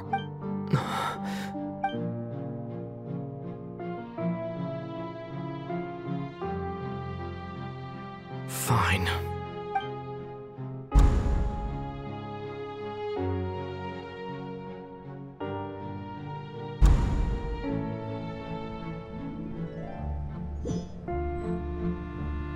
So even Farina doesn't know the truth? You've never once let her in on the full plan? Yes, it had to be done. To deceive the heavenly principles, you must first deceive yourself. She did very well. If she had let her resolve falter even once in these 5 centuries, Fontaine would have been doomed to the most tragic fate. It seems that trusting humanity was the right decision after all. I believe that I understand how your deception works, but that is only half the truth, is it not? How would you build on this foundation to save the people of Fontaine? That is the most important thing. Ah, good. Of course, the Iudex of Fontaine has pinpointed the crux of the issue. I'm sure you've long sensed that the Oratrice is no simple machine, yes? I've always suspected that it had its own consciousness. And Lenny did mention that he heard a human voice within the core chamber. It now seems that that person was you, hidden within the machine all along. Am I right? And then I became one with the Oratrice, taking Fontaine's gnosis with me. Yes, it would seem so, wouldn't it? Alas, your understanding of this device still lacks sufficient depth. In truth, it is no enactor of justice. It is, in fact, a device created to kill the god of justice. I beg your pardon? Oh, you have it. And to be more precise, not only will the Oratrice take down the god of justice, it will also take down the divine throne upon which she has been placed. I mean, did you think I would be the sort to enjoy peaceful repose while Farina suffered? My work over these last 500 years has been to constantly accumulate indemnitium within the Oratrice. But really, some have already discovered that only a small fraction of the energy generated by the device was ever used to provide power to Fontaine. The vast majority had to be, accumulated to enact this death sentence. It was all part of your plan, then? Both the trial and the sentence? Indeed. This power, accrued over 5 centuries, could have sustained Fontainians for millennia had it only been used for that purpose. Almost all of it has now been stored within the oratories. But only power of this magnitude could hope to destroy the Hydro Archon's divine throne, shaking the rules established by Celestia and breaking through the institution that is the Seven. So the Oratrice's call for death was for neither Furina nor Focalor, but for the Hydro Archon. The destruction of that divine throne. If I do not misunderstand your intent, you must be... Returning what's rightfully yours to you, of course. In other words, this was all done to return the authority of the Hydro Archon to the Hydro Dragon of this planet. But...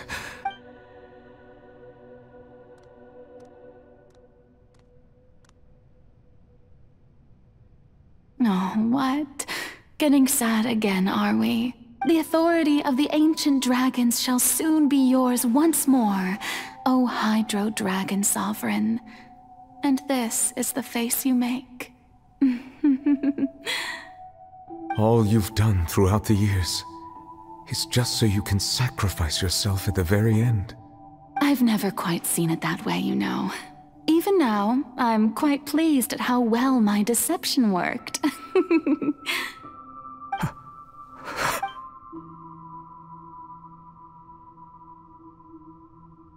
Hydro Dragon, don't cry.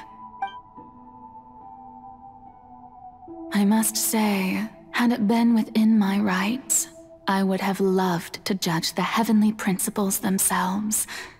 Were they not guilty of essentially the same crime?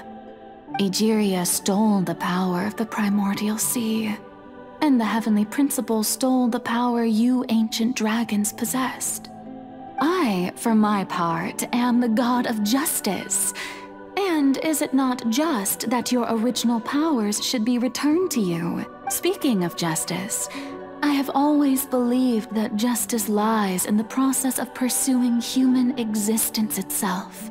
So, if the theft of the primordial sea's might was Fontaine's original sin, then, leaving matters of procedural right and wrong aside, the descent of the Fontainians as humans and their right to exist in this world would be Fontaine's original justice. In other words, existence was Egeria's justice, and to me, justice is the continuation of that existence.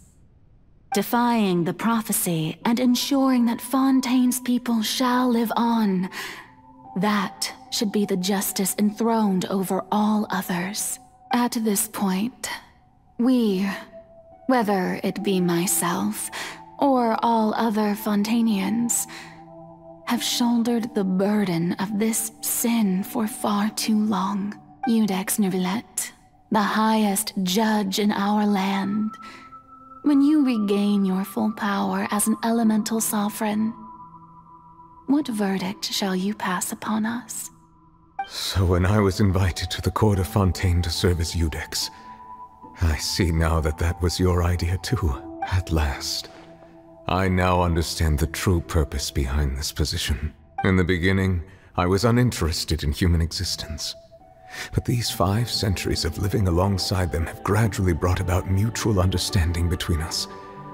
And I have even attempted to feel as they feel. You are a devious one, Focalor. Things being as they are, surely you know that I could never declare them to be guilty.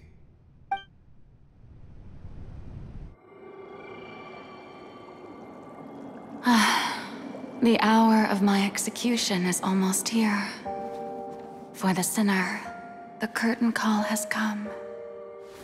I know I may not sound it, but faced with death, I find myself a little afraid. Perhaps this is one thing both gods and humans have in common.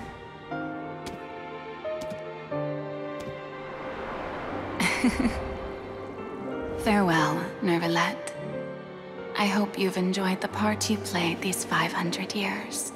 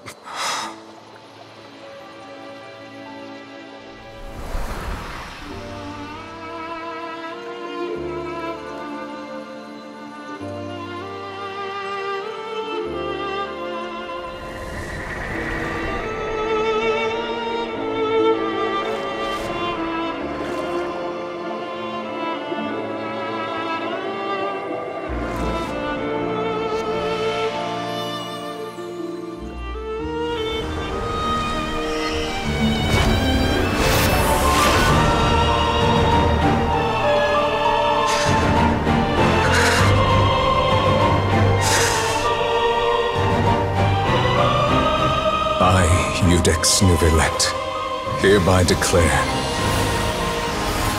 people of Fontaine, your sins are forgiven.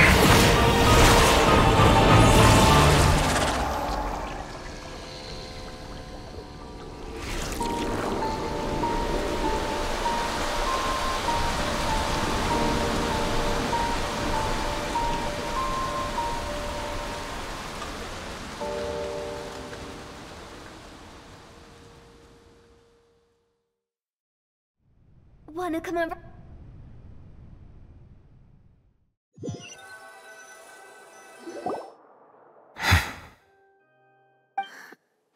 What just happened?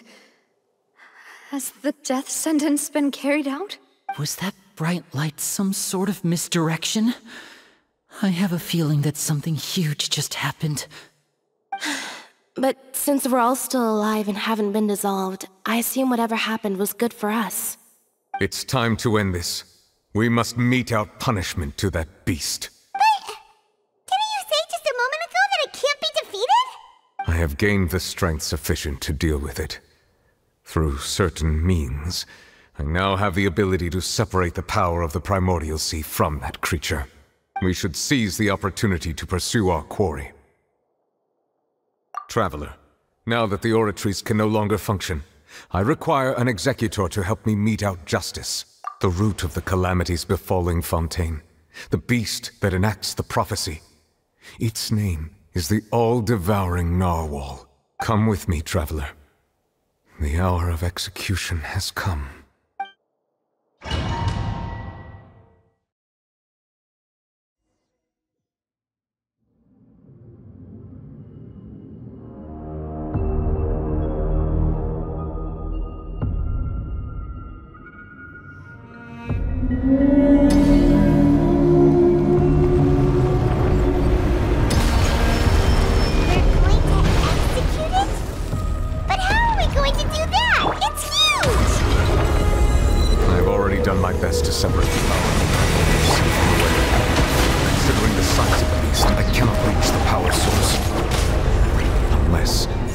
Find a way to attack it from within. I shall share part of the ancient dragon's power with them. We shall look for an opening together.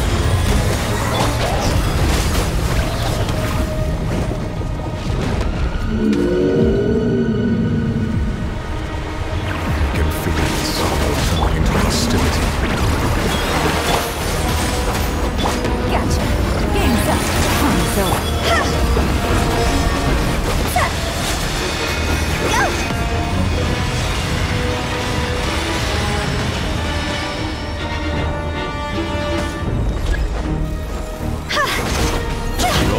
devouring narwhal cannot resist its instinct to devour. Continue to trigger its hostility.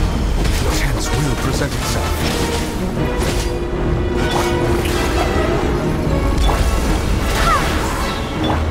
Busted.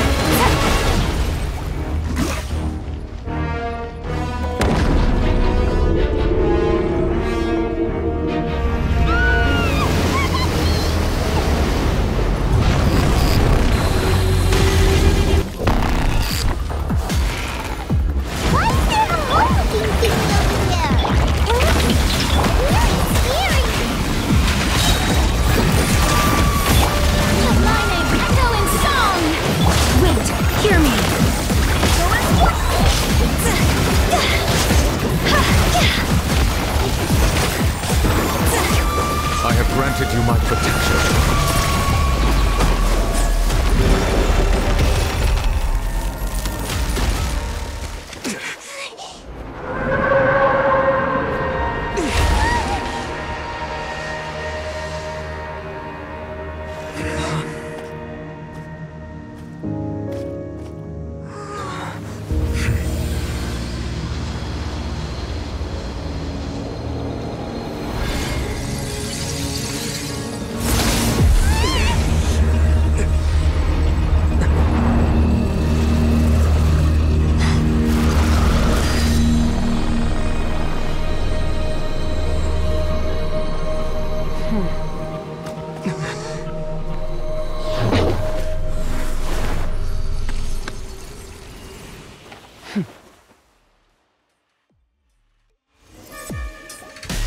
Thanks for helping with the cleanup. It should have been my job, but... oh well. It was just supposed to be a short private training session for me. I didn't think that my disciple and my master's pet would start brawling in the meantime. Well, actually, I had a feeling that it would happen at some point, but they bumped into one another earlier than I thought. What a blunder. I suppose I'll have to swing my sword 3 million times as penance. That power. Who are you exactly? Paimon has an idea. From what she said earlier, she must be Child's master. Skirk, right? It's just that he gave us the impression that she was the less talkative person. I simply did not have anything to say to the weak. But you, on the other hand, managed to defeat the all-devouring narwhal without using power from beyond this world. So you may speak to me as equals. I have to agree. It's a strange use of a planet's primordial waters just to raise an all-devouring narwhal. That kind of power is wasted on it. It's not cooperative. It eats too much. And I have more important things to do with my time than pet sitting. The only thing that creature has going for it is its looks. All in all, it fails as a pet. Miss Skirk? I think you might have missed the point. The point being? Well, being that this pet almost destroyed an entire nation. So what sort of person is your master? Well, Child's master's master. Oh, right. So you don't know him.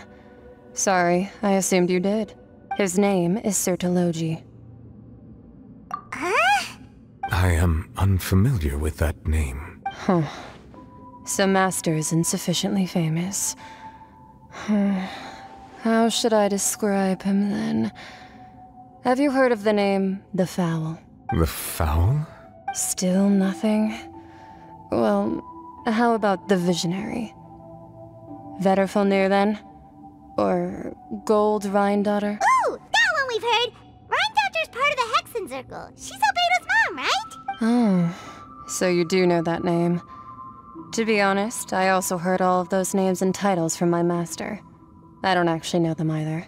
But I suppose you understand now, yes? My master is likely a similar sort to Rhindaughter. They are both pursuing some form of perfection. Wait! Didn't you also mention a visionary person? Paimon didn't quite catch their name. Actually, never mind that. I believe it expedient to inform you that the all-devouring narwhal used up nearly all its strength fighting you.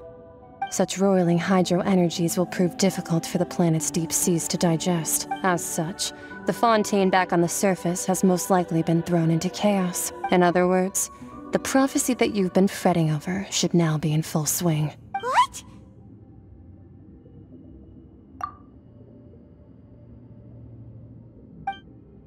Not to worry.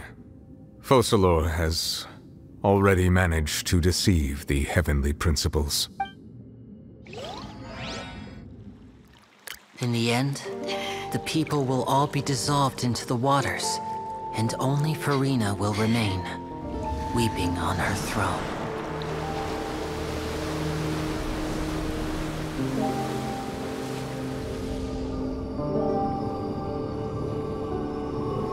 Only then will the sins of the people of Fontaine be washed away.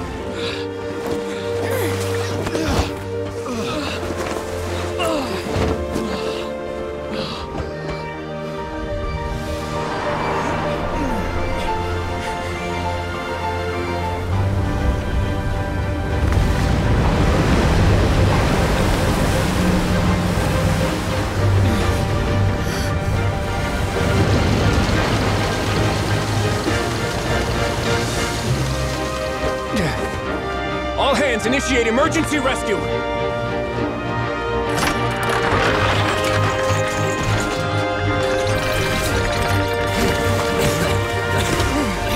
Hurry!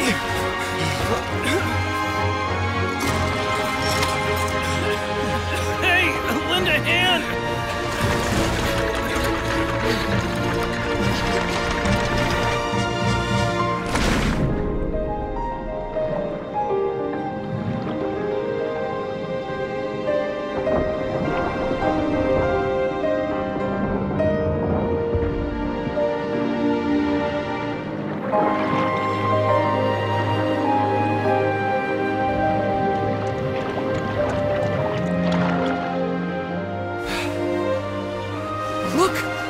Receding!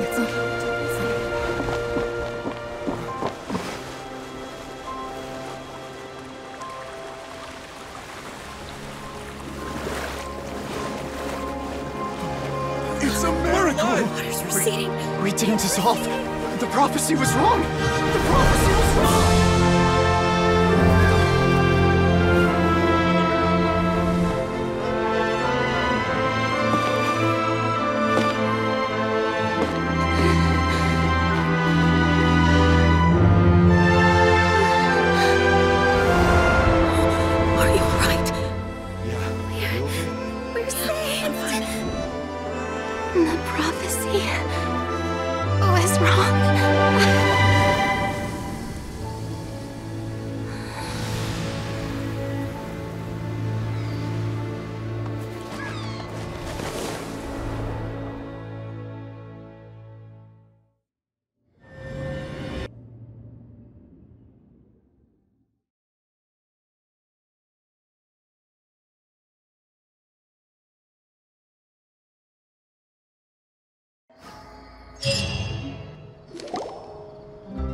The soil renewed!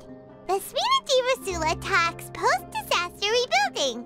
I recently visited Poisson to meet with Miss Navia, spokesperson of the Spina di Rosula, and we spoke about Poisson's present and future.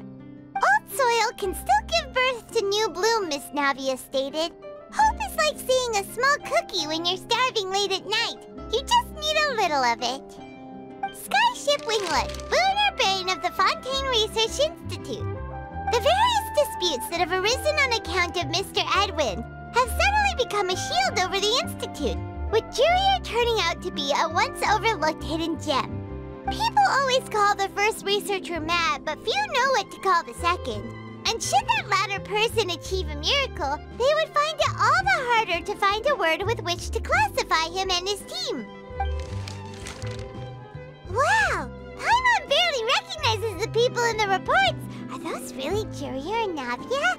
They sound like real big shots. What do you think? Pretty enthralling, huh? The Steambird's idea was pretty simple. With the disaster just having passed, we would print a free edition packed to the margins with good news to calm people down. The value for these big scoops lies in their inevitable follow-ups. We'll publish further reports and go into the stories behind those people. Edwin's assistant, Jurier, created a true flying ship, while Navia is leading people in the reconstruction of their home. I'm sure that these stories could draw even your well-traveled eye. Paimon's curious too! Wait a minute. Didn't we watch everything happen from start to finish? What's there to be curious about? And that's exactly why I'd like you to come conduct interviews with me. You're the best incubators of news, if you haven't noticed. And also, with you around, I'm sure I'll get to see that Duke. Are you sure? Hasn't he turned you down several times already? Oh, this time will be different. Come on, let's head to Poisson first, and then make a trip to the fortress. There are some things you'll only know when you get there.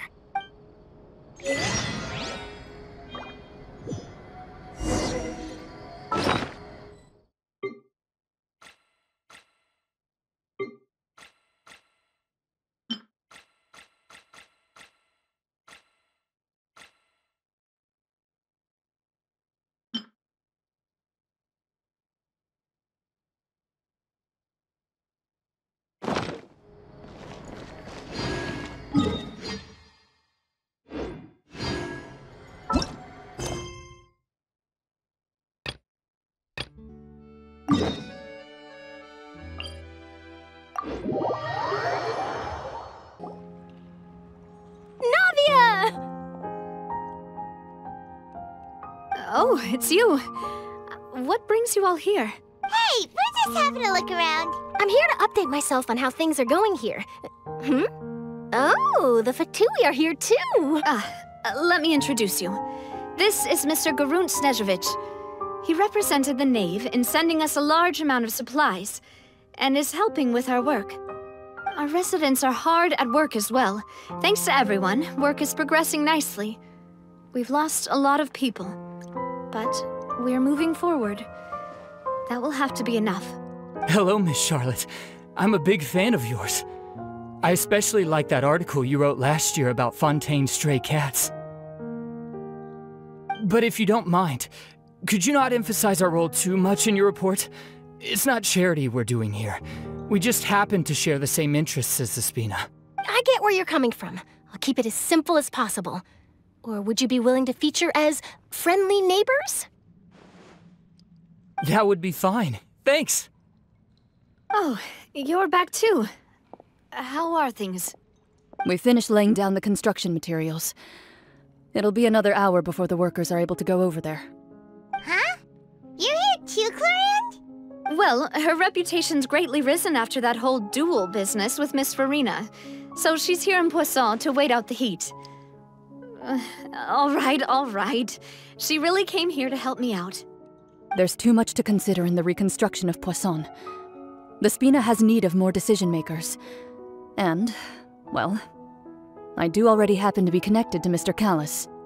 Oh, wait just a moment. Do you mind me asking a few questions? You know, about how you felt before the duel, about what it was like facing down a god. There's lots of exciting material there, I bet. Forget it. I'm sure you can find a better theme than that, Miss Charlotte. I see you're the same as always. Couldn't you do me a favor, for Navia's sake? Well, if we're talking about doing things for my sake, you might as well just take a few more photos of me. Or of the Traveler. It's better than wasting time persuading Clorinde, at any rate. Of course I will. I'm not gonna let him off that easy. All right, then everyone who wants to be in the photo, gather up. And smile.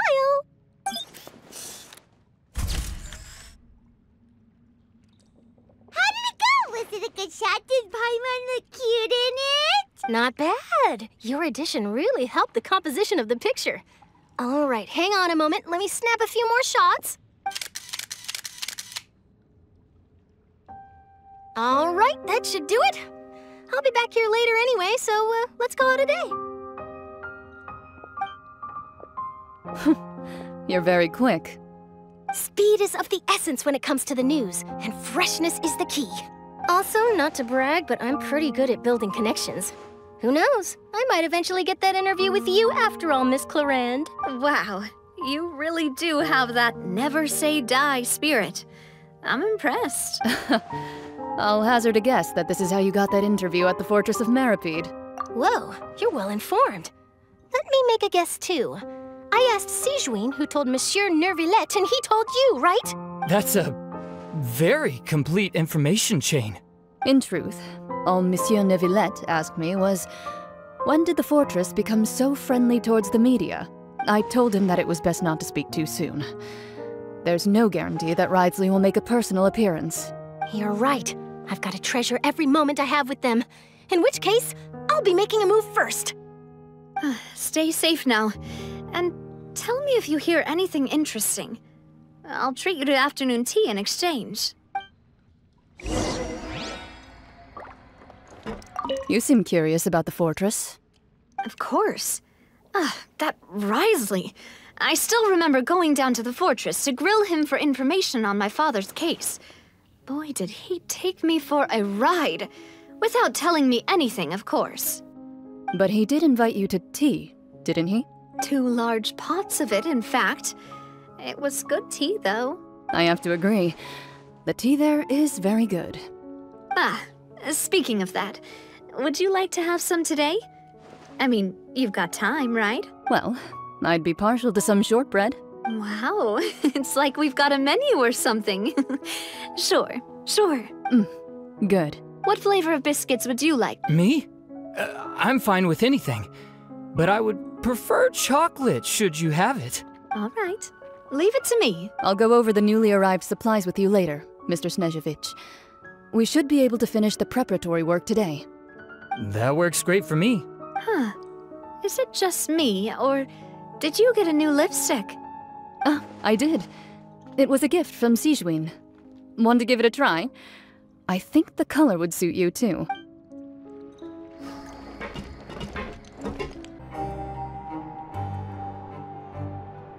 Wow, guess we're here again, huh? There's a real nostalgic feeling to this place. Looks like you've been missing us. Duke! Did you come all the way to the entrance to greet us? Of course. I'm here to welcome you and our dear Miss Charlotte, whom our good head nurse recommended to me. It's an honor to finally meet the much-rumored Duke. Thank you for consenting to my visit to the fortress, sir. No need to thank me. But that said, I shouldn't be the focus of your interview. I trust you recall our agreement? Of course, of course. All right then, this way.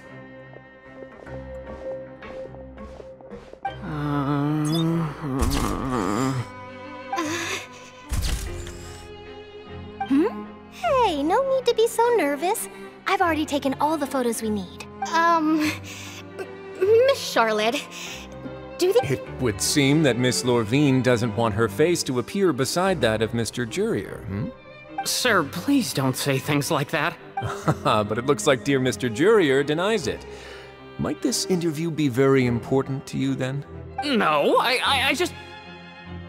This is my first time being interviewed, and I'm very thankful to the Steambird for... Now, I might not look it, but I actually did meet Mr. Edwin once. And I'll be honest, I enjoyed chatting with you more. You've definitely got more of that genius vibe going on. The boat that brought about a miracle, the ark that saved the people. Why, you recreated a myth back there, like an emissary of legend. Still, if I might ask, where's that flying ship now? Huh! Looks like Charlotte's trying to get herself another exclusive scoop. I have to apologize, but that ship is presently in the bowels of our factory. I'm afraid it won't be easy for you to get a shot of it. Really? Well, then in that case, could I have an interview with you to make up for that long? You already know my answer, I'm afraid. Best you interview our head nurse instead. Or perhaps you'd like to take another photo of this couple of researchers? Did you really have to use the word couple? Well, then, 2 solo photos will do. Is my hair messed up? Please, someone help me have a look. Things sure are getting pretty lively here. We've seen this kind of thing before. Oh, seems like everyone's here. Would any of you like to try this new drink I came up with? Ah, Sigewinne. Hey, Miss Charlotte. Why don't you, take some pretty photos of our head nurse? Sure. Come on, Miss Sigewinne. Over this way. Let's find a brighter spot. Huh? Sure. Do I have to smile? So, how have things been at the fortress? Same old, as you can see. Fontaine's undergone some changes, but this place is still more or less the same. Other than that flying ship, it got a tad too much attention, I think. That's why I decided to let the interview go through. We should direct more public opinions toward the behind-the-scenes heroes. Am I right, Mr. Jurier? Miss Lurvine? You're too kind, sir. I believe that you too should have your day in the sun. Not that you would want that, which is a pity. I'll just leave the spotlight to you two.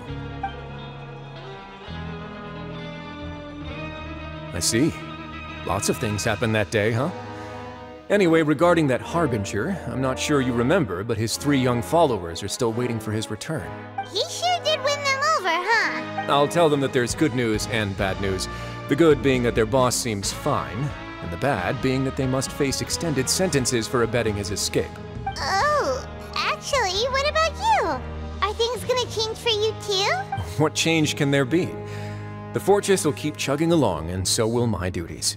As to what Miss Furina's departure will mean for the nation, and if our laws and governance will be transformed, we'll leave those to the folks in the overworld. Hey everyone, the photo shoot's done. Good.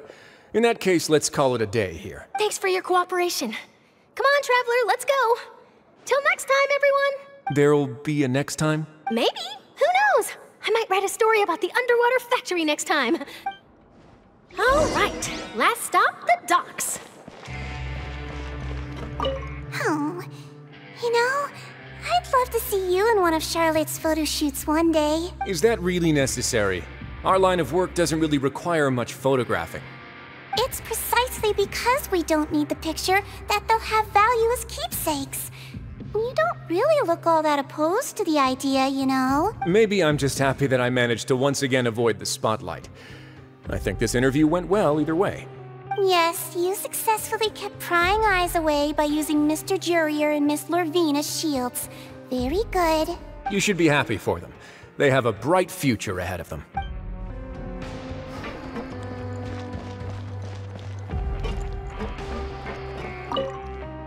Here are the interview notes. They mentioned that the flying ship may have many uses in the future, and the journalist asked me what I thought of them. Seriously, how would I know anything about that? Flight is just flight. Whether people want to use a flying... A wedding? Why are you looking at me like that? So the flying ship can be used for weddings? I didn't say that. That journalist mentioned it, and what does that have to do with us anyway? True. What does that have to do with us?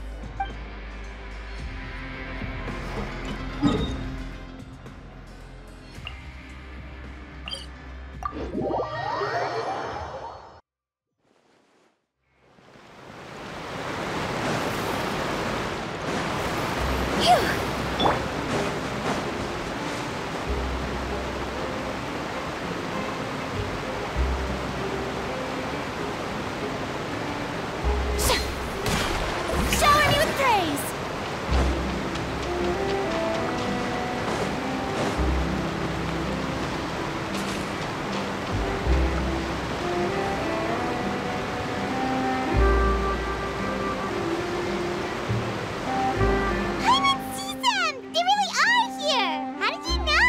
Navia mentioned that she stayed in touch with Linny and the others after working together.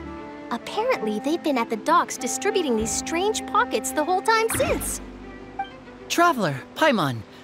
Ah, and Miss Charlotte, too. Would you like a magic pocket? What sort of gadget is it? It's a wondrous bag that can be used to carry many things. The water level has returned to normal, but if you see any of your things floating around, you can use this to carry them. Or trick a friend. I wonder which of my friends would fall for that.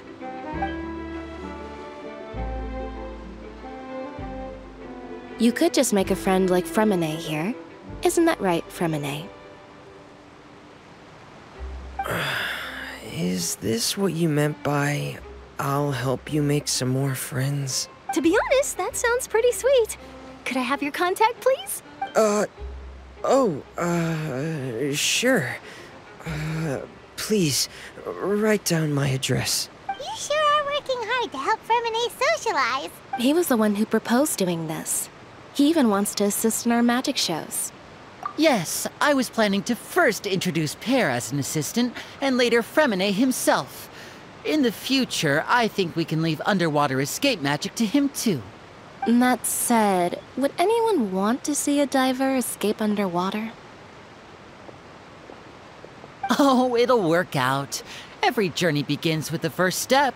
He'll become a part of our show eventually. Lynette, could you come over? Miss Charlotte says she wants to take a picture of us. Got it. My, that Charlotte is rather perceptive. She got rid of everyone the moment she realized I had something to say to you. So, how have things been, Traveler? Father says that you did a great deal during the latest events. She's very grateful for your contributions to Fontaine. That's all right. We were more than happy to help. So, what's she doing now? Oh, I guess you haven't heard. Well, after Lady Farina left, Father and Monsieur Neuvillette opened negotiations, during which he gave Fontaine's gnosis to her as a diplomatic gift. A diplomatic gift? A gnosis? Yes, I was quite surprised at first myself. But when I thought it over, there were actually a number of things going for it. It could have been done as an apology for the incident with Lord Child, or as thanks for his help in tying the all-devouring narwhal down. Furthermore, Father did also lend significant aid to Fontaine and Poisson. Well, that's true, but this is a gnosis we're talking about. Doesn't this seem a bit irresponsible? I would agree, but I've also heard that it seems that Monsieur Neuvillette has had a significant change of heart regarding the matter. So there's some reason for this that only Neuvillette knows about? I suspect you'll have to ask him about that yourself. Yes, speaking of which, I did see him strolling around the entrance to the Fortress of Meripede a while back. Isn't he real busy and stuff? Paimon didn't think he'd have the time for that. But back to the topic. The gnosis was given to the knave, right? What about Child? They say that he's returned to Snezhnaya to recover from his wounds. I hear that the recent disaster really did a number on his health. That's true. When you think about it, we've had loads of run-ins with the Fatui. To think we'd be allied with them this time. So shocked by such a simple switching of sides?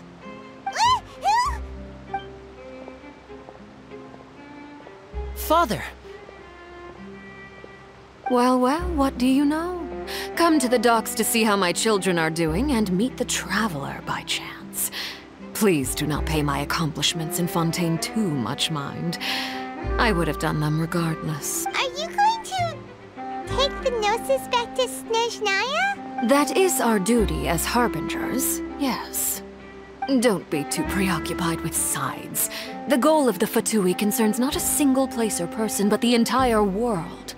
With such a grand goal in mind, it is inevitable that we must wear many masks. Switching my masks is something I've always done. Well, that depends on many things. No one truly knows what the future holds. What good is honesty if you can't rely on it forever? As for you, I very much look forward to our next collaboration. Good things cannot be achieved alone, and you've proved yourselves to be great partners. A vision? All right. I'll remember to return it. Thank you for keeping it safe for him this entire time. And that's a wrap for me. Huh? You're... Greetings, Miss Journalist. Hello. If I'm not mistaken, there are diplomatic channels I'll need to report to take a photo of you. That is correct. so forgive me, but I will not be able to serve as a subject in your article.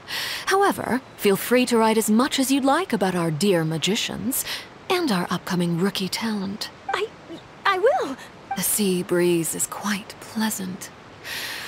I shall continue my walk while the weather remains so agreeable. Farewell, Father. Oh, she has such an intimidating presence. I didn't even dare to take a picture.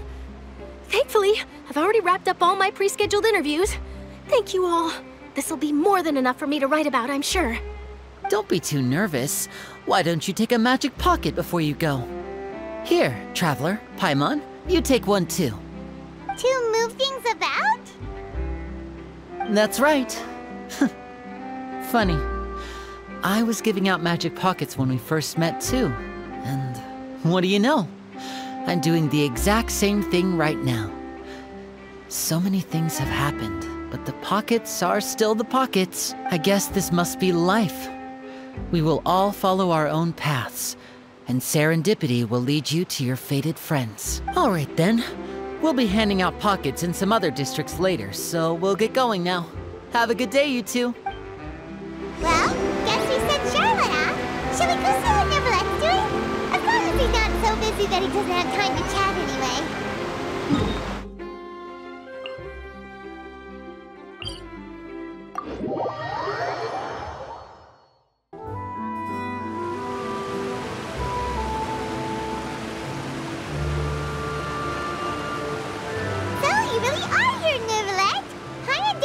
Going to have free time this hour of the day. Really? Oh, I suppose you must have met Mr. Linney. He took the time to greet me earlier when he passed this way. In any case, you came at a good time. I was just considering reaching out to you to set up a meeting, so I may explain some things that I haven't had the time to before. Aw, Paimon's glad that you remembered. Thank you for keeping us on your mind, what with you being busy and all. Alright, let's have it then. How was Fontaine actually saved? The whole business is still quite the mystery to us.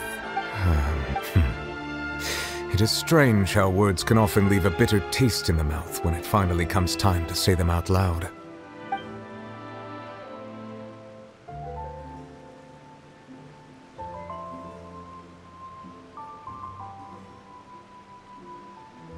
Whoa. So that's what happened?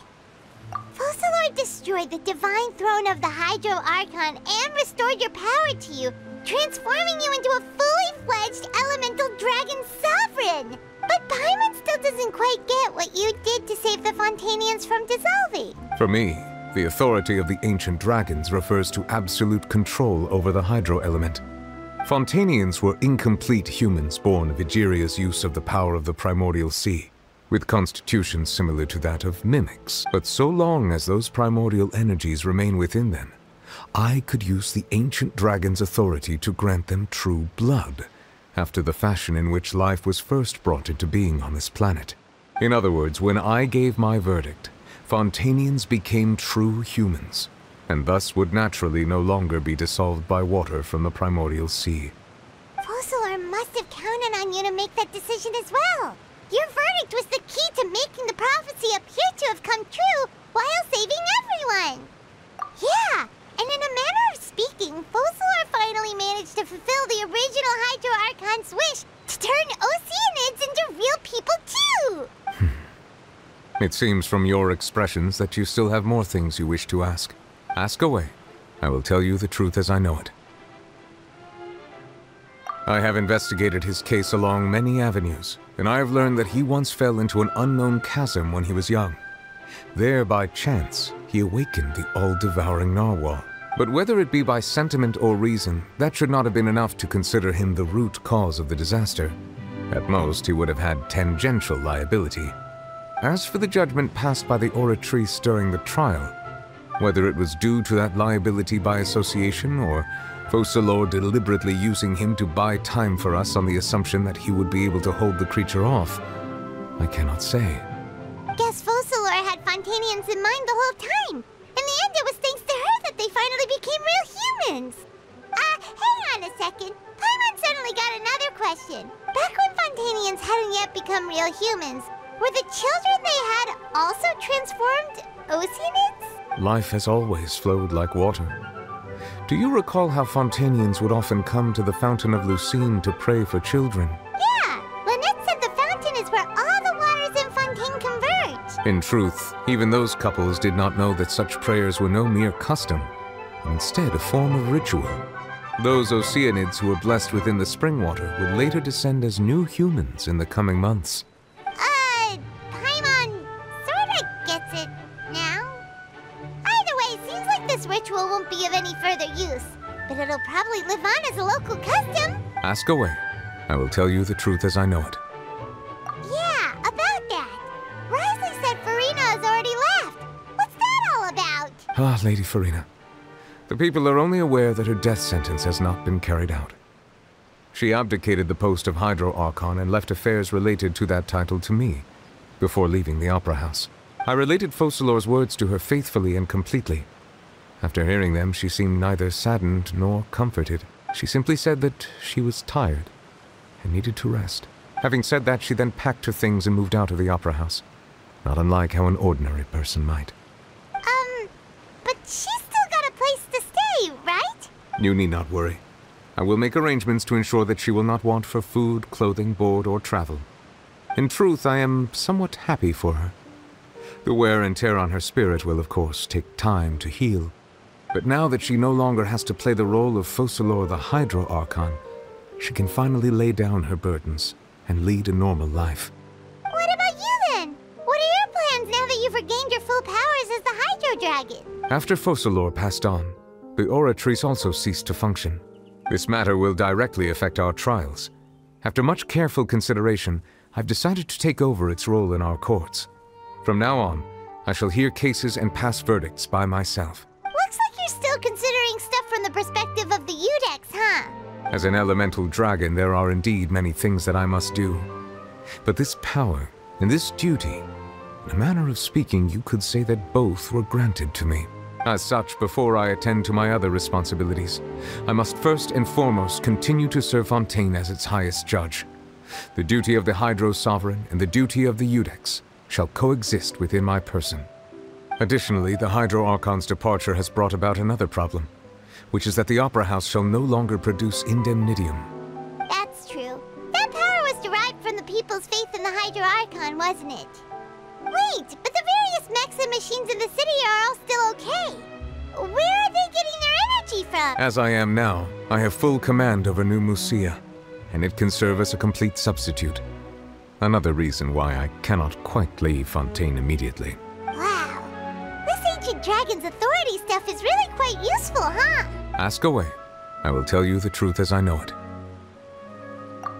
Oh, that's right! They say you've given it to the knave as a Leaving aside their intentionality, the two Fatui Harbingers have indeed done much for us during this crisis. Their sole remaining goal in Fontaine, at least at this point, would seem to be the Gnosis.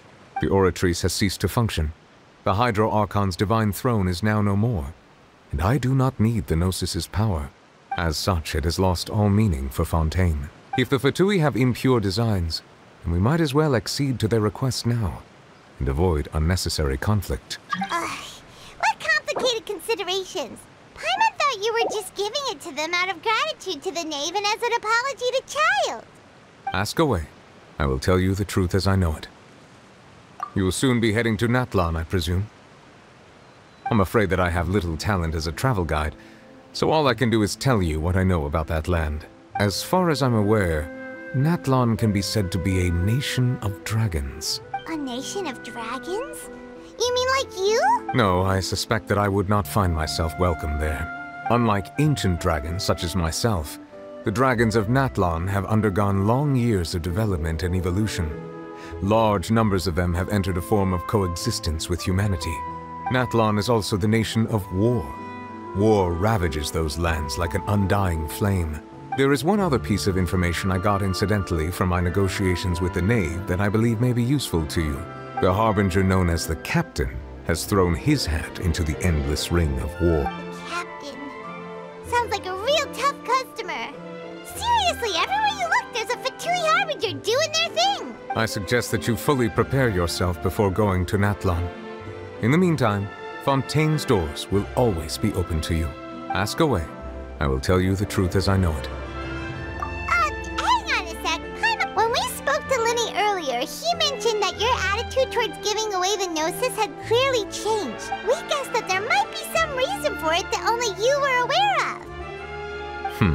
No wonder the House of the Hearth is the Fatui's intelligence division. They are certainly sharp. So regarding this specific issue, I was just getting ready to share something with you. What is it? In truth, I exchanged some further words with that lady named Skirk after sending you two back to the surface. It went something like this.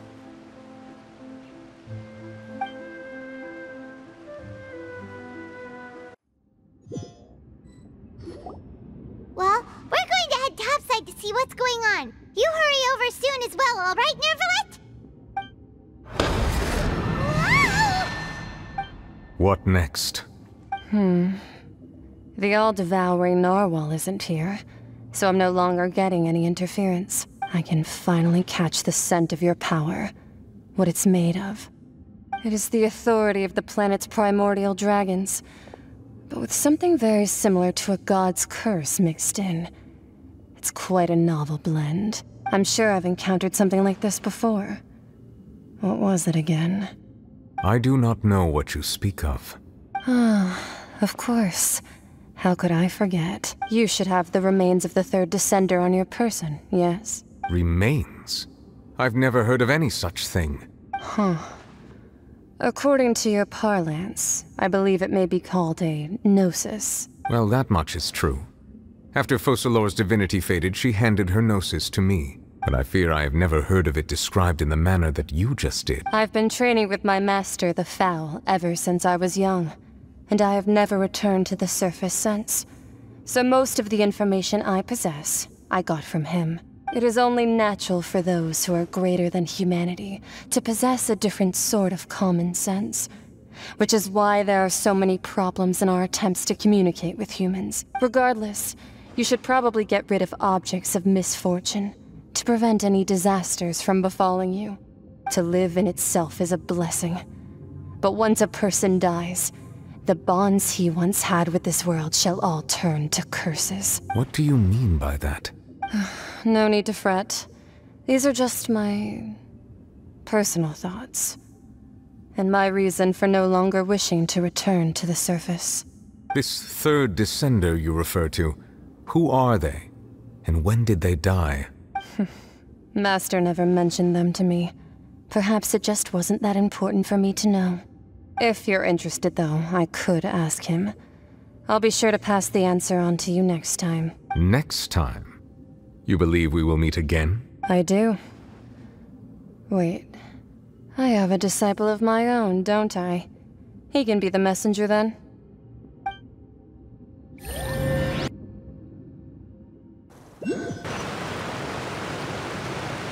That's what she told me. Whether it would prove useful or not, I wanted to pass that information on to you. The remains of the third descender? So that's what the Gnosis actually are. Paimon just thought they looked like chess pieces. How could they be a person's remains? All the same, assuming that there was no misunderstanding or special metaphor at play, that is what she meant to say. And she said that it would bring misfortune and that you should check it, which is why you gave it to the Fatui. If she speaks the truth, then I would simply be putting Fontaine at unnecessary risk by keeping it here.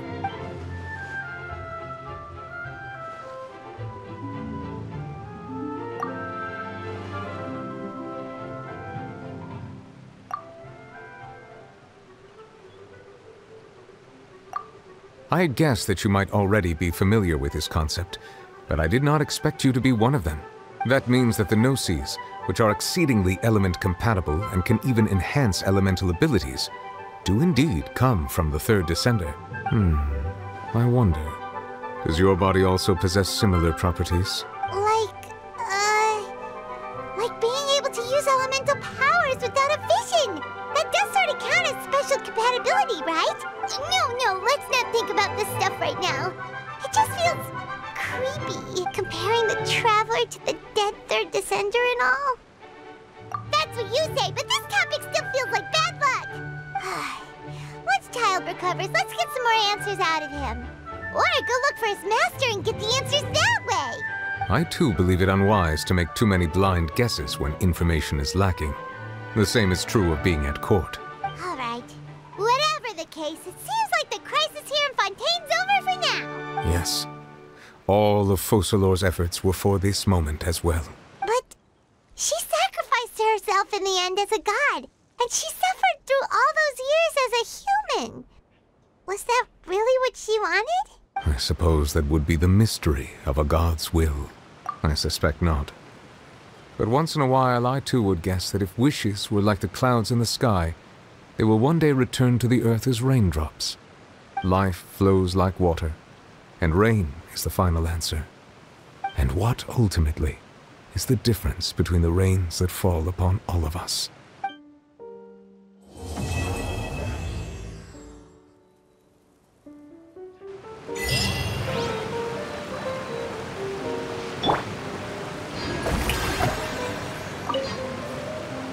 It seems from your expressions that you still have... Ask away.